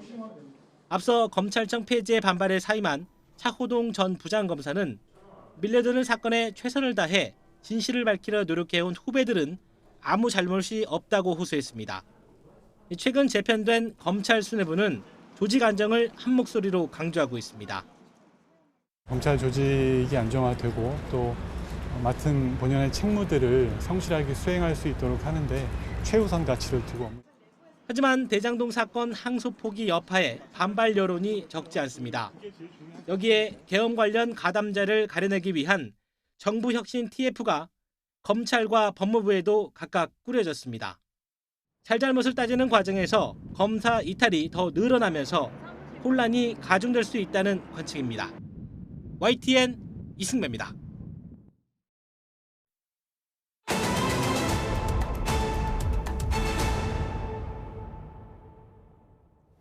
지난달 발표된 11호 부동산 대책 이후 규제지역 아파트 전셋값이 크게 올랐습니다. 전세 수요는 늘었지만 공급은 줄어들기 때문인데 내년까지 전세난이 장기화할 거란 우려도 커지고 있습니다. 김태민 기자입니다. 서울 전역과 경기도 12개 지역을 규제지역과 토지거래 허가구역으로 지정한 10.15 대책 한 달 만에 아파트 전셋값 상승이 본격화하고 있습니다. 대책 시행 전후 한 달을 비교해보니 해당 지역 전셋값 상승률은 2%대에 달했습니다. 같은 기간 아파트 매매가 상승률과 비교하면 서울의 경우 2배를 웃도는 수준입니다. 전셋값이 오르는 건 공급과 수요의 불균형 때문입니다. 강력 규제로 주택담보대출 한도가 크게 줄면서 매매에서 전세로 주택 수요가 옮겨갔지만 공급 물량은 점점 부족해지고 있습니다. 임대차 보호법 시행으로 전세 계약 갱신이 늘어난 데다가 토지거래 허가구역에서는 전세를 낀 매매, 이른바 갭투자가 차단돼 매물이 급감했습니다. 토지거래 허가구역에서는 직접 살아야 하니 전세시장에 유통매물이 줄어드는 게 문제라고 볼 수 있는데요.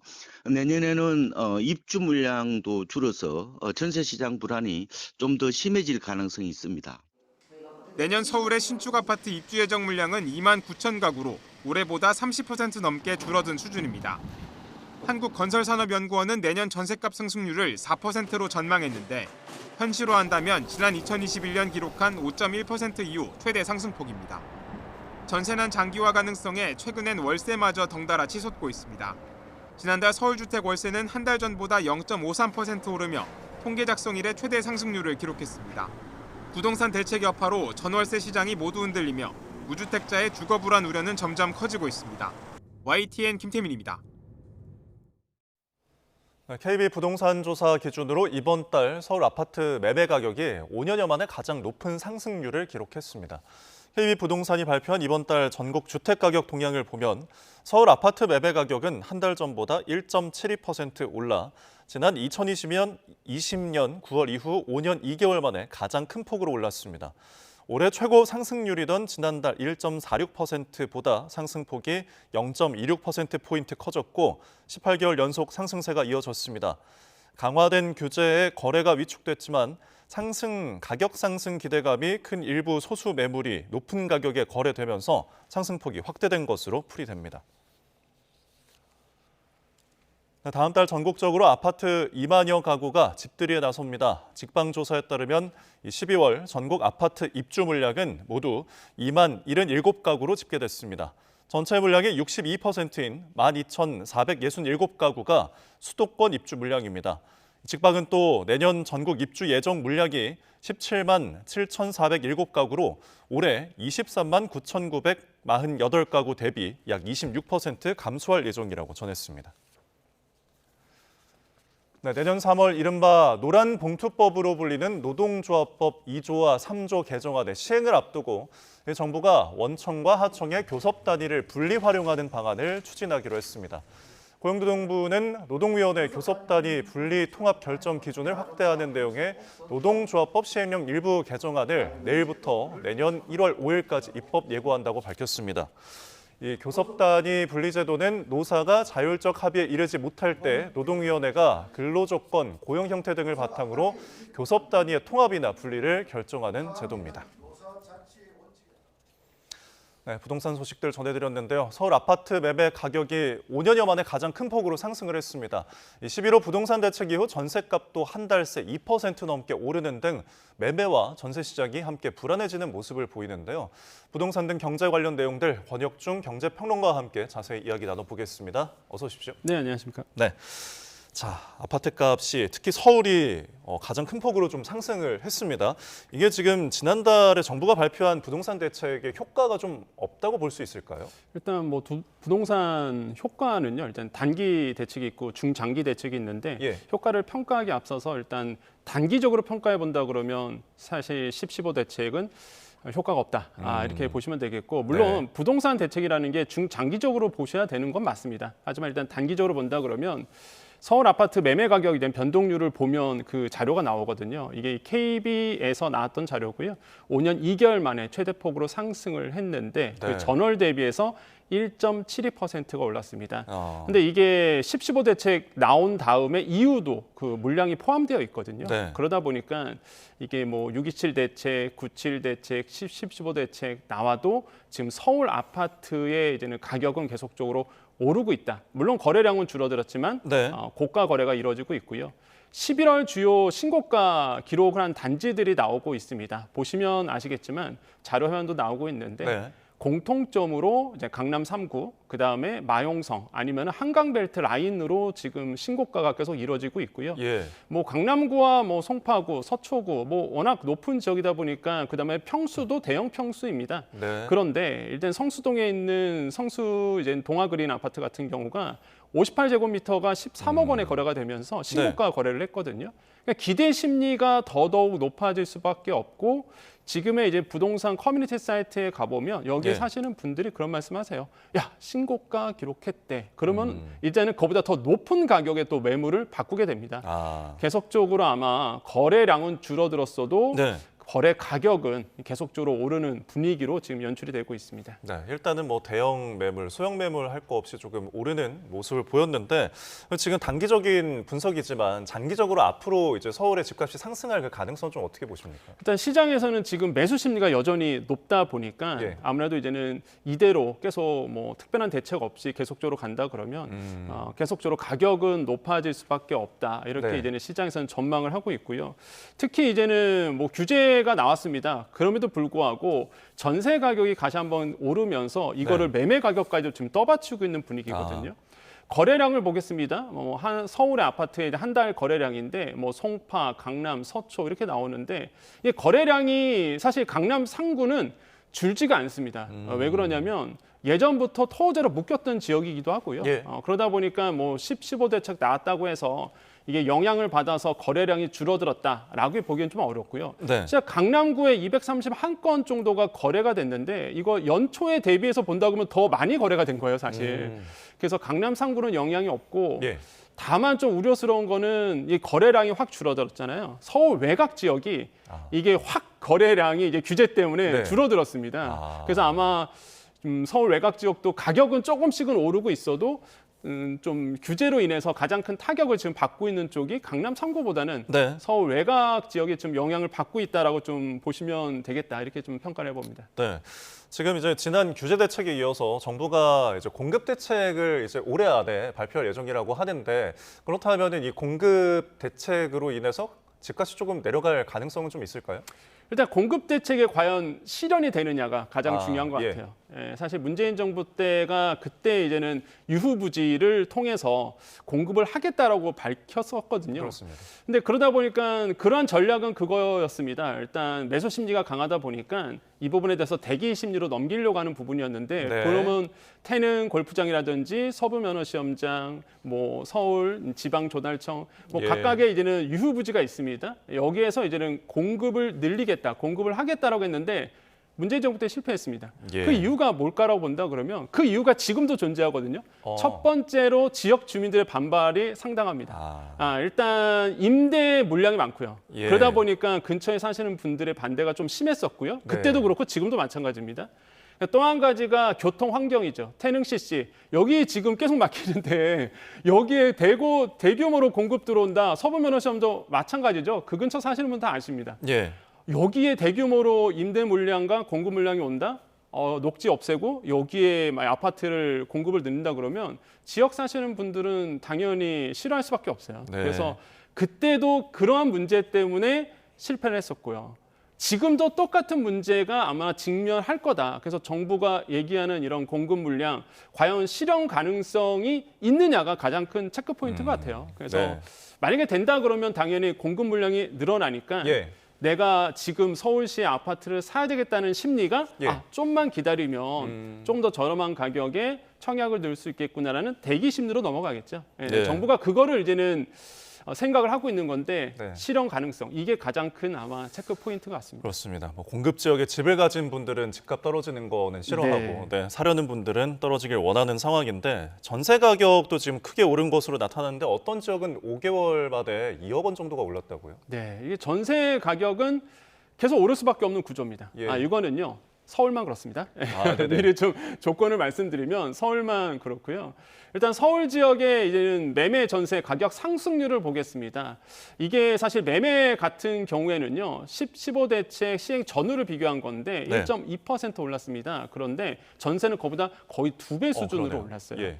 그러니까 전세 매물이 감춰진 이유는 두 가지가 있습니다. 일단 서울 지역과 경기 12곳에는 토호제로 묶였죠.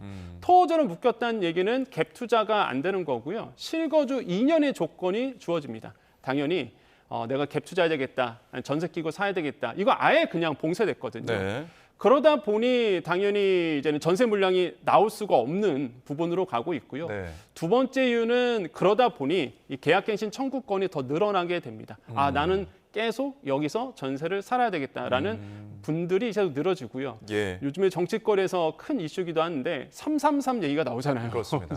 사실 이게 현실화될지는 모르겠지만 그러다 보니까 전세는 더더욱 힘들어진다. 집주인들이요. 이런 정책이 자꾸 나올 것 같으니까 아예 좀 여유가 있으신 집주인분들은 임대인분들은 이참에 그냥 월세로 가자. 이런 분들이 많아졌거든요. 예. 그래서 오히려 전세는 더더욱 줄 수밖에 없는 상황으로 가고요. 지금의 상황으로 본다 그러면 제가 봤을 때는 점점 전세 시장은 이제 자취를 감출 거다. 또한 그렇게 가는 것도 어느 한편에서 보면은 또 예. 좋은 현상일 수도 있다. 저는 그렇게 생각을 해봅니다. 네, 지금 월세 비중도 뭐 많이 올라서 65% 정도가 된다고 하는데 지금 매매 가격 오르고 전세 가격 오르고 그럼 월세도 좀 오를 가능성이 있는 건가요? 네, 월세는 당연히 또 오를 수밖에 없습니다. 예. 왜냐하면 전세가 이제 없잖아요. 근데 대부분의 이제는 월세 시장으로 넘어가고 있습니다. 네. 그럼 집주인들 입장에서는 사실 이제 다 월세로 내놓다 보면은 어쩔 수 없이 임차인들 같은 경우에는 월세를 살 수밖에 없겠죠. 네. 그럼 수요가 또 많아집니다. 그럼 또 집주인들은 수요가 많다 보니까 가격을 높이게 되거든요. 예. 평균 월세 가격 추이를 봤더니 2020년도 같은 경우에는 이제 112만 원 정도였다가요. 지금 올해 들어와서는 145만 원 정도 됐습니다. 그러니까 이제 월세 사시는 분들은 점점 더 사실상 좀 힘들어질 수밖에 없고 요거는 평균 월세 가격입니다. 여러분 주요 도심지 그다음에 한강 벨트의 그 월세는요 400이 넘어갑니다. 현실적으로 보면 그래서 300, 400 이러거든요. 물론 보증금 따라 다르겠지만 그러니까 그 정도로 봤을 때 굉장히 이제 월세 시장은 점점 더 가격이 높아지는 추세로 갈 수밖에 없고 좀 안타까운 거는 이제 직장생활, 사회초년생 분들 같은 경우에는 월세가 높아지다 보면은 가처분 소득, 그러니까 내가 벌써 처분 가는 소득이 좀 낮아질 수밖에 없어요. 그러면 내가 월세 내고 세금 내고 그럼 쓸 돈이 없어지거든요. 그러면 당연히 그러니까 그 소비를 안 하게 됩니다. 그러니까 소비 안 하면 또 내수 막히죠. 내수 막히니까 또 이게 악순환이 돼요. 그래서 이게 사실 저도 좀 걱정스러운 부분이 있다. 월세 시장이 이렇게 높아지는 걸. 근데 이제 추세가 지금 월세 시장에 대한 니즈가 많다 보니까 어쩔 수 없이 지금 서민들의 이제 주머니 사정이 좀 더 얇아질 수밖에 없는 그런 상황으로 가지 않을까 보고 있습니다. 그러니까 이게 전월세 시장에 지금 가격 상승이 높다 보니까 결국은 그래도 무리해서라도 대출을 받아서라도 좀 집을 사자라는 움직임도 있는 것 같더라고요. 지금 서울 쏠림이 주택담보대출이 계속 이어지고 있는 것 같은데요. 그러니까 서울 지역의 투자의 값어치가 높아지다 보니까 일단 지방에 사시는 분들이라든지 뭐 서울 근교에 사시는 분들이라든지 또는 서울에 사시는 분들마저도 계속적으로 이제는 주담대를 끌어와서 이제 서울 지역의 아파트를 매수하려는 분들이 점점 더 많아지고 있다고 보시면 되겠고요. 실제 이러한 통계가 나왔습니다.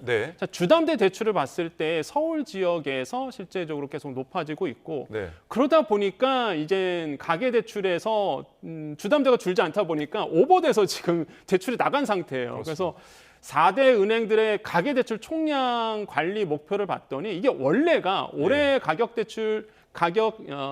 대출에 대한 이 총량이 한 5조 9천억 정도 됐었다가 현재 지금 딱 뜯어보니까 거의 7조 8천억 원이 넘어가거든요. 초과됐습니다. 거의 30% 이상. 그러면 은행들은 이제 더 이상 가계 대출 못 해줍니다. 왜냐하면 정부가 정한 총량 규제에서 오버됐기 때문에 제가 봤을 때 갈아타기 대출도 이제 안 될 거예요. 그럼 11월과 12월에는 대출 그냥 급감입니다. 그래서 막히기 때문에 아마 올해 뭔가 이동을 하거나 주담대를 받아야겠다 하시는 분들은 내년 초로 아마 밀어놓는 것이 낫다. 왜? 항상 부동산 시장은요. 일단 나의 대출 한도를 확인하고 움직여야 되거든요. 지금 대출 안 나오는 시장으로 됐고 총량이 넘어섰기 때문에 아마 제가 봤을 때 신용대출도 마찬가지고 주담대는 특히 대출이 안 나올 가능성은 굉장히 높다. 이런 것들은 좀 체크를 하셔야 되겠습니다.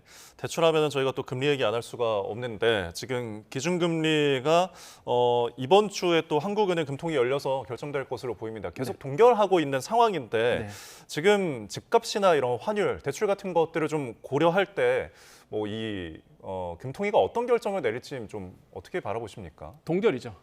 뭐 답은 저는 나와 있다고 생각해 봅니다. 정말로 갑자기 우리 경제가 그 짧은 사이에 27일 날 금통위가 열리거든요. 갑자기 뭐 무너지지 않는 이상은 일단 금리 인하는 힘들다라고 저는 생각을 해보겠고 그래서 이제 동결되는 이유는 딱 두 가지라고 생각을 해봅니다. 첫 번째 환율이죠. 환율이 지금 높은 상태에서 금리를 인하한다. 뭐 이거는 지금 불타고 있는 마당에 기름 붓는 격이 되거든요. 그러다 보니까 환율 때문에라도 아마 금리 인하는 좀 힘들 거라고 좀 보고 있고요. 지금 환율 추이를 본다 그러면 6월 30일 이후부터 계속 오르는 추세가 나오고 있고요. 원화 가치가 계속적으로 떨어지고 있습니다. 이런 상황에서 원화 가치 더 떨어뜨릴 필요는 없는 거죠. 그래서 금리 인하는 우리나라에서 좀 힘들다. 지금 상황으로 본다 그러면. 두 번째로는 우리가 계속 얘기하고 있는 부동산 시장 때문에 그렇습니다. 이창효 한은 총재가 한 얘기가 있어요. 일단 금리의 결정은 역시나 데이터를 보고 판단할 수밖에 없는데 현재의 데이터는 환율과 부동산 시장이거든요. 부동산 시장에 이렇게 계속적으로 매수 심리가 죽지 않고 있는 상황에서 통화량을 늘려서 이 통화량이 결국에는 부동산 시장으로 흐르게 되거든요. 뭐 많은 분들이 주식 많이 하시잖아요. 그럼 주식에서 이윤을 받은 다음에 다들 어디로 이동할까요? 대부분의 마지막은 부동산으로 가십니다. 그러다 보니까 통화량을 여기서 더 늘릴 필요는 없다라고 아마 생각을 할 것 같고요. 그래서 시중에 도는 유동성을 아마 감안하더라도 제가 봤을 때는 동결이 맞지 않을까 이렇게 내다보고 있습니다. 네. 그리고 미국에서 기준금리 12월에 좀 인하하는 것에 대한 기대감이 있는데 네. 그 부분도 좀 우리가 영향을 받지는 않을까요? 그러니까 이런 거죠. 이제 주식 투자하신 분들한테는 기대감이 있을 수밖에 없습니다. 네. 제발 인하 좀 해달라라는 목소리겠지만 연준도 지금 사실 분위기가 지금 뉴욕 시장이나 우리 시장을 크게 흔드는 이유는요. 사실 엔비디아 실적 나온 다음에 기술주 크게 올랐잖아요. 예. 그런데 갑자기 또 그 다음 날은 폭락을 했습니다. 그렇습니다. 그러한 이유는 기준금리의 인하에 대한 시그널이 확 죽었기 때문에 그렇거든요. 물론 지금 투자하신 분들은 인하될 수도 있겠다라는 기대를 걸고 있지만 지금의 시장 환경은 미국도 마찬가지로 동결로 가는 게 지금 분위기라고 좀 생각을 해보겠고 예. 동결에 대한 확률이 시간이 갈수록 좀 많아지고 있는 추세가 맞긴 맞거든요. 예. 그래서 아마 미국 시장도 제가 봤을 때는 동결로 갈 것이다 이렇게 예상을 해보겠습니다. 네, 지금 워낙 실질 가치가 금융위기 그 위기 이후에 최저가라고 하는데 네. 최저치를 기록했는데 우리 외환 시장은 좀 괜찮다고 보십니까? 아니죠.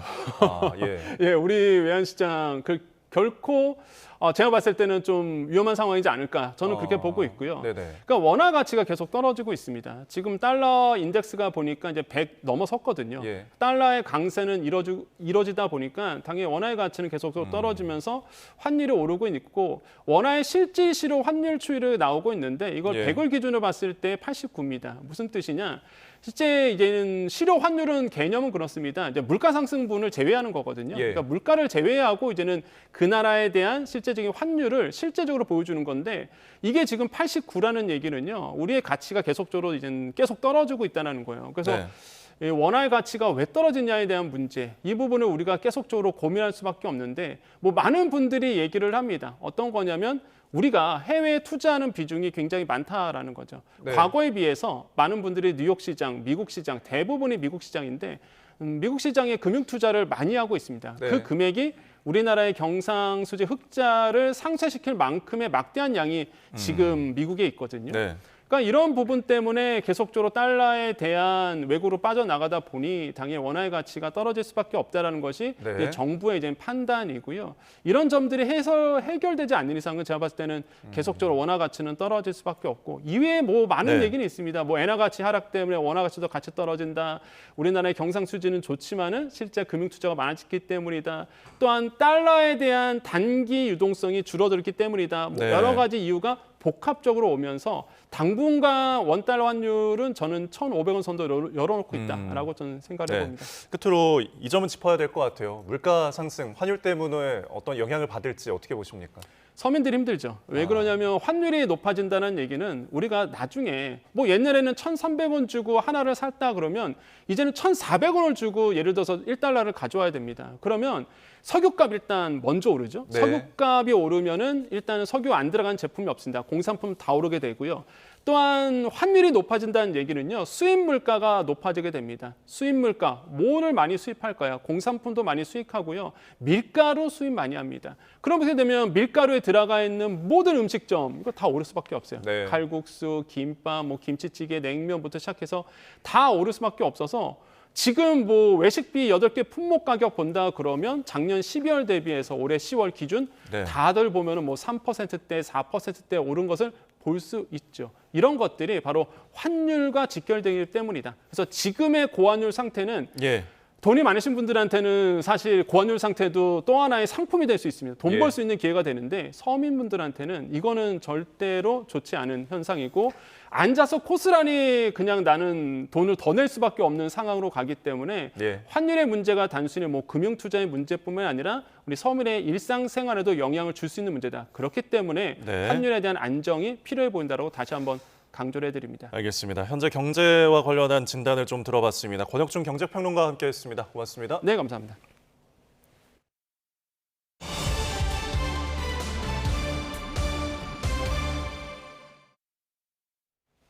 다카이치 사다의 일본 총리가 남아프리카 공화국에서 열린 주요 20개국 G20 정상회의 기간 리창 중국 총리와의 접촉 없이 현재 일정을 마쳤습니다. 이로써 다카이치 총리의 지난 7일 타이완 유사시 개입 시사 발언 이후 불거진 중일 대립의 장기화가 불가피하다는 전망이 일본에서 나오고 있습니다. 다카이치 총리는 현지 시간 23일 G20 일정을 마치고 귀국길에 오르기 전 취재진과 만나 리 총리와 접촉이 없었다며 중국과 다양한 대화의 문을 열어놓고 있다고 강조했습니다. 다카이치 사나 일본 총리의 타이완 유사시 개입 발언으로 중일 관계가 최악으로 치닫는 가운데 두 나라의 여론전도 가열되고 있습니다. 유엔 주재 중국 대사는 일본이 중국의 핵심 이익을 해친다는 서한을 유엔 사무총장에게 보내는가 하면 다카이치 총리는 법의 지배를 강조하며 중국의 해양 진출을 견제했습니다. 도쿄에서 김세호 특파원입니다. 중국은 국제 무대에서 여론전을 강화하고 있습니다. 후총 유엔 주재 중국 대사는 다카이치 총리가 타이완 문제에 무력 개입하려는 야심을 드러냈다는 내용의 서한을 유엔 사무총장에게 보냈습니다. 目标是要让高市早苗意识到问题的严重性，要求他改弦更张。当中国常驻联合国代表向联合国秘书长致函， 리숭 오스트리아 비인주재 중국 국제기구 상임 대표도 국제원자력기구 IAEA 이사회에서 일본이 또다시 군국주의로 가면 국제사회가 용납하지 않을 것이라고 밝혔습니다. 다카이치 내각이 일본의 비핵 3원칙 재검토 의사를 내비친 데 대해 견제구를 날린 겁니다. 다카이치 총리는 종합적인 판단을 하겠다면서도 발언을 철회하겠다는 의사는 밝히지 않았습니다. いかなる事態が存立危機事態に該当するかということにつきましては、実際に発生した事態の個別具体的な状況に即して政府がすべての情報を総合的に判断するということになりました。 남아프리카 공화국 G20 정상회의에서는 오히려 법에 기반한 자유롭고 열린 국제사회 질서의 유지 강화를 강조했습니다. 이는 동남중국해에서 군사활동을 확대하는 중국에 대한 대응을 국제사회에 촉구한 것으로도 읽힙니다. 이번 G20 정상회의에서는 다카이치 총리와 리창 총리가 회동할지에 관심이 모아졌습니다. 그러나 주요국 정상사진 촬영 때 거리를 두면서 중일 간 상황을 상징적으로 보여주기도 했습니다. 도쿄에서 YTN 김세호입니다. 미국이 타이완과의 무역 협상에서 타이완 측에 한국보다 많은 4천억 달러, 우리 돈 약 588조 원 규모의 투자를 요구한 것으로 알려졌습니다. 중국 시보와 자유시보 등 현지 언론들은 24일 영국 일간 파이낸셜 타임스를 인용해 최근 미국과 타이완의 관세 협상 상황에 대해 이같이 보도했습니다. 미국은 최종 조율 중인 관세 협상의 타결을 앞두고 타이완에 한국과 일본이 각각 약속한 3,500억 달러, 5,500억 달러 규모의 중간 금액인 4천억 달러의 투자를 요청했다는 겁니다. 이어 미국이 요청한 4천억 달러에는 1,650억 달러에 달하는 타이완 TSMC의 대미 투자 금액이 포함된 것이라고 덧붙였습니다. 미성년 성범죄자 제프리 앱스타인 사건 관련 문서 공개가 법으로 확정되면서 다음 달 중순에는 수천 건의 자료를 볼 수 있게 될 전망입니다. 그러나 편집 권한을 갖고 있는 법무부가 투명성을 해칠 수 있다는 우려가 커지고 있습니다. 권영희 기자입니다. 미국 상하원을 거의 만장일치로 통과한 이른바 앱스타인 파일 공개법. 트럼프 대통령의 서명으로 즉시 발효됐고 법무부는 30일 안에 검색과 내려받기가 가능한 형태로 문건을 공개해야 합니다. 12월 19일이 시한입니다. We are not asking for pity. We are here demanding accountability, and I'm demanding justice. 공개 대상에는 앱스타인의 공범 길레인 맥스웰 관련 문건과 정부 관료 자료, 대배신 문건 등 민감한 사안이 포함될 수 있습니다. 그러나 피해자 신원과 의료 기록, 아동 성착취물, 신체 손상 이미지 등은 비공개가 허용됩니다. 진행 중인 수사를 방해할 우려가 있을 경우에도 공개를 보류할 수 있습니다. We will continue to follow the law with maximum transparency while protecting victims. 문제는 문서 공개의 모든 실무를 전적으로 법무부가 담당한다는 점입니다. 본디 법무장관은 이미 피해자 개인 정보가 포함돼 있다는 이유로 문건을 공개하지 않기로 결정한 전력이 있습니다. 이 때문에 이번에도 법무부가 가진 편집 권한을 이용해 민감하거나 트럼프 대통령에게 불리한 내용을 골라 공개하지 않을 것이란 우려가 큽니다. When we want the Epstein files to come out, we want it to be transparent. We want it to be the truth, right? It's what everybody's been fighting for. And so this shouldn't be about political divide. So I hope that was sort of a bluff, and I hope that the DOJ will release all the files. 문서는 공개하지만 실제 공개 범위는 법무부 해석에 달렸습니다. 정치적 압박과 피해자 보호, 그리고 진실 공개 사이에서 트럼프 행정부가 어떤 선택을 할지 주목됩니다. YTN 권영입니다. 멕시코 남부에는 가스나 장작 대신 강력한 햇볕, 태양열로 요리하는 태양 요리사들이 있습니다. 네, 환경도 지키고 생활비도 줄일 수 있다고 합니다. 한상옥 기자입니다. 햇살 아래 한 여성이 반짝이는 조리기 앞에서 음식을 준비합니다. 가스도 장작도 없습니다. 강력한 햇볕이 유일한 에너지입니다. Así no inhalamos humo y cuidamos al medio ambiente, ¿no? 로사 가르시아 씨는 5년째 태양열 조리기를 사용하고 있습니다. 옥상에는 천천히 끓이는 스튜용 냄비를, 마당에는 음식을 데우고 굽는 냄비를 두고 있습니다. 반사 패널로 햇볕을 모아 열을 내는 단순한 구조로 가격은 800페소에서 1200페소, 우리 돈으로 4만 원에서 6만 원 정도입니다.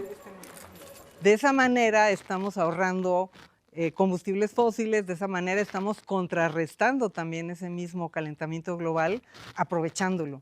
환경운동가 하르프 씨는 20년 전부터 태양열 요리를 보급해왔습니다. 현재 50여 개 마을에서 500명 넘는 여성이 태양열 조리기를 사용하고 있습니다. La comida pues tiene otro sabor, pero en las ollas no, como no hay humo y tampoco no nos afecta. 작은 조리기 하나가 환경 보호와 에너지 절약, 건강한 삶을 함께 지켜주고 있습니다. YTN 한상옥입니다. 이탈리아 유명 관광도시 베네치아의 대운하입니다. 온통 초록빛으로 물들었는데 녹조라도 발생한 걸까요? 사실 이 초록색 강물은 자연적으로 발생한 게 아닙니다. 화석연료 퇴출을 요구하는 환경단체가 물길에 녹색 염료를 푼 건데요. 이 단체는 화석연료 퇴출을 요구하며 이탈리아 10개 도시의 운하와 강, 호수, 분수에 염료를 붓는 시위를 이어왔습니다. 환경단체는 해당 염료가 환경에 해롭지 않다고 설명했습니다. 네, 이번엔 미국의 노점상 가판대를 보시죠. 한 여성이 음식 재료가 담긴 용기에 정체불명의 액체를 저렇게 들이붓습니다. 그런데 이 액체 다름 아닌 표백제입니다. 해당 여성은 불법 노점 단속에 나선 미 보건당국 검사관으로 알려졌는데요. 음식물을 폐기하라는 요구에도 노점상 주인이 재료를 트럭에 옮기려고 하자 표백제를 들이부었다고 합니다. 영상이 퍼지며 일각에선 이렇게까지 할 필요가 있냐며 과잉 단속이란 지적도 나왔습니다. 오래된 시계가 2시 20분쯤에 멈춰 있습니다. 1912년 타이타닉호가 침몰할 당시 승객이 갖고 있던 회중시계인데요. 최근 영국의 한 경매에서 178만 파운드, 한화 34억여 원에 낙찰돼 화제가 됐습니다. 최초 시계의 주인은 사진 속 남성 이시도르 스트라우스인데요. 해당 시계는 아내가 1888년 남편에게 준 생일 선물로 알려졌습니다. 영국에서 미국으로 향하는 타이타닉호에서 노부부는 함께 최후를 선택했고 시계도 두 사람과 같이 가라앉았습니다. 시계가 가리키는 2시 20분은 타이타닉호가 침몰한 시간이라고 합니다. 지금까지 나우쇼츠였습니다. 사흘 앞으로 다가온 누리호 4차 발사, 중요한 요건은 바로 날씨입니다. 바람과 번개, 비 등 하나라도 기준을 벗어나면 발사는 미뤄질 수 있는데요. 발사 여부를 결정짓는 기상 조건은 무엇인지 김민경 기자가 정리했습니다. 누리호 발사에서 가장 중요한 변수는 바람입니다. 실제 2차 발사 때도 돌풍이 발목을 잡았습니다. 이송 당일 고흥 나로도에는 순간 풍속 초속 16.7m의 강풍이 불면서 발사가 결국 하루 미뤄졌습니다. 예상됐던 날씨가 이송하는 데 좀 어려움이 있을 수 있고 발사대에서 작업하는 인원들의 안전에 문제가 있을 수 있다는 판단하에 결국에는 하루에 발사 지연을 말씀드리게 되었습니다. 발사 당일 평균 풍속이 초속 15m, 순간 풍속이 초속 21m를 넘으면 모든 작업은 즉시 중지됩니다. 돌풍이 발사체의 자세를 흔들거나 비행 궤도를 틀어버릴 수 있기 때문입니다. 예정된 비행 경로에 번개가 관측돼도 전자부품에 손상을 줄 수 있어 발사는 진행되지 않습니다. 발사체가 견딜 수 있는 온도에도 기준이 있습니다. 영하 10도에서 영상 35도 사이인데 11월 하순 고흥의 최저기온은 0에서 2도, 최고기온은 12에서 14도로 온도는 걸림돌이 되지 않는 시기입니다.